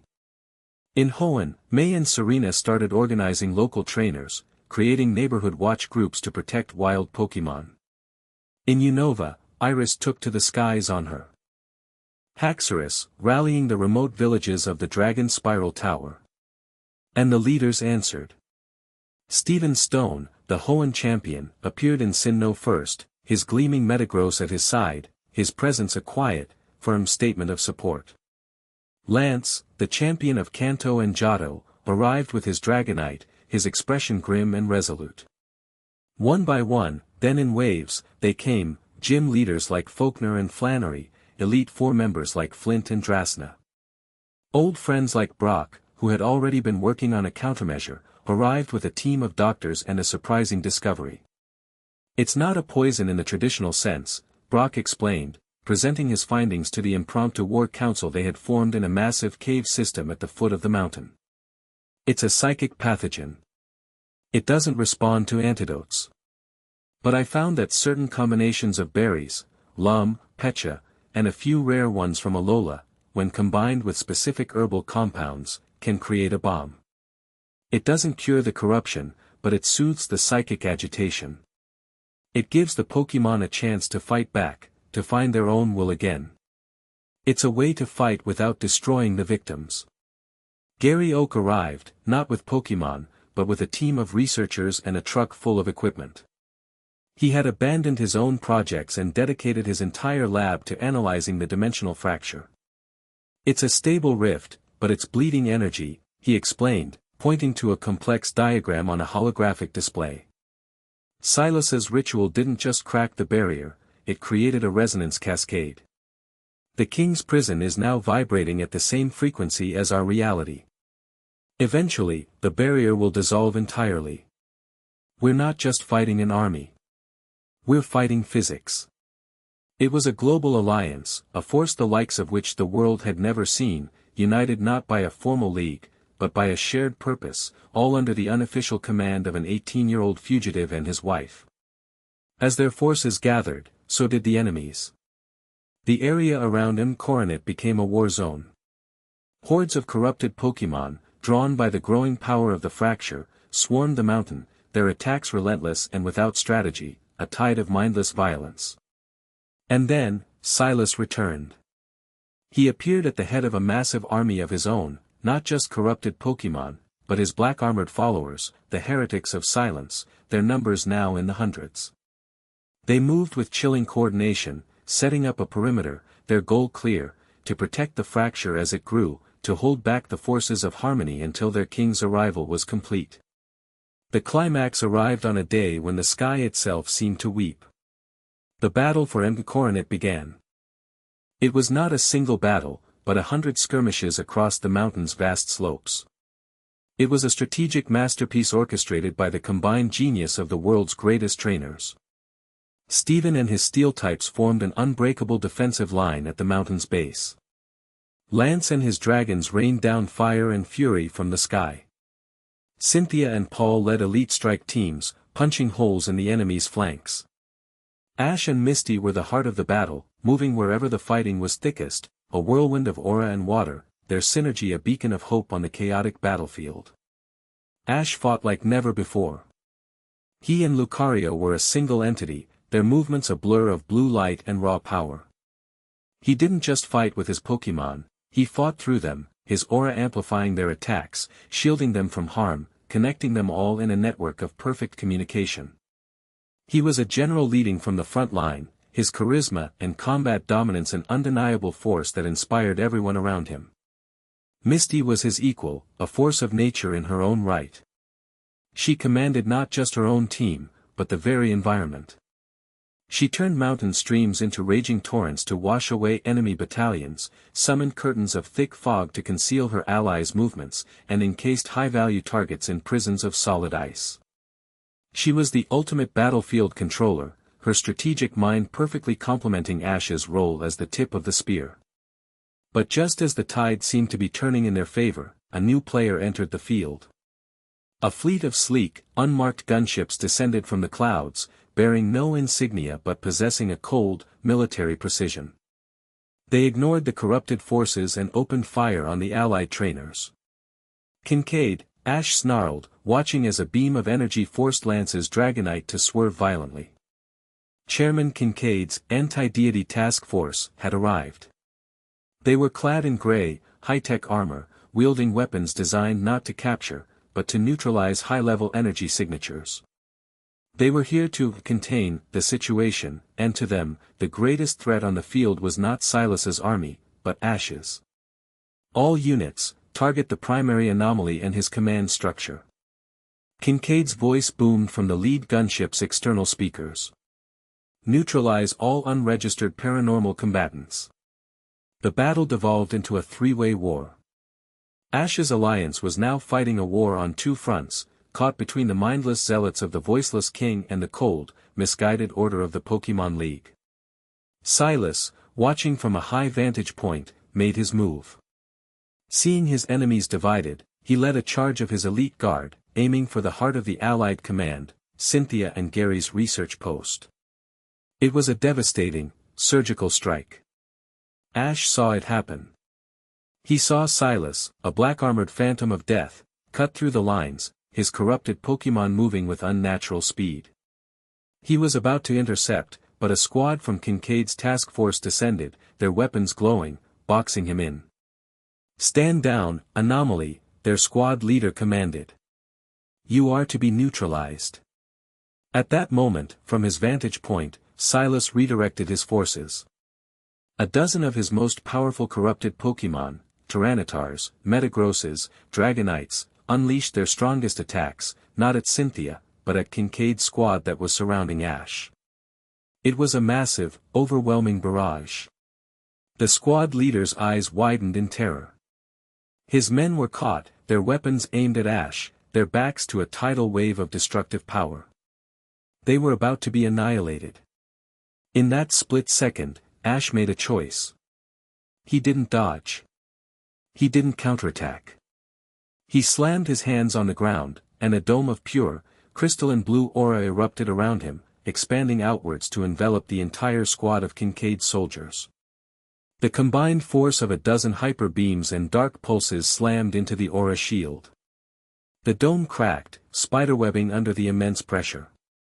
Ash roared, his muscles straining, pouring every ounce of his energy into the shield. The world outside the dome was a blinding cataclysm of light and sound. Inside, Kincaid's men could only stare, their own weapons forgotten, as the man they had been sent to neutralize saved their lives at what seemed to be an impossible cost to himself. The barrage ended. The aura shield, having held for a crucial 5 seconds, shattered into a million points of light. Ash collapsed to one knee, breathing heavily, his energy almost completely spent. The squad leader slowly lowered his weapon. He looked from the smoking craters where the attacks had landed to the exhausted, kneeling form of Ash Ketchum. He looked at his own men, all alive, all unharmed. He looked up at his commander's gunship, then back at Ash. He made a decision. "All units," the squad leader said into his comm, his voice filled with a new, hard-won conviction. "Disregard last order. Our target has changed. All fire is to be directed at the hostile forces of the Voiceless King. We are providing cover fire for the Champions Alliance. I say again, we are with them." A moment of stunned silence followed, and then, across the battlefield, Kincaid's task force turned their weapons away from Ash's allies and unleashed their formidable firepower on the corrupted army. The tide of the battle had not just turned, it had become a tsunami. Kincaid's furious, overruled voice screaming over the comms was ignored. His own men had chosen a side. They had chosen a true leader. Ash looked up, a weary but triumphant smile on his face. He had won more than a battle. He had won the war for the hearts of his would-be enemies. The alliance was no longer just his friends. It was now a unified army, ready for the final confrontation. The end. Thank you for watching this video. Please be sure to subscribe to our channel and like this video.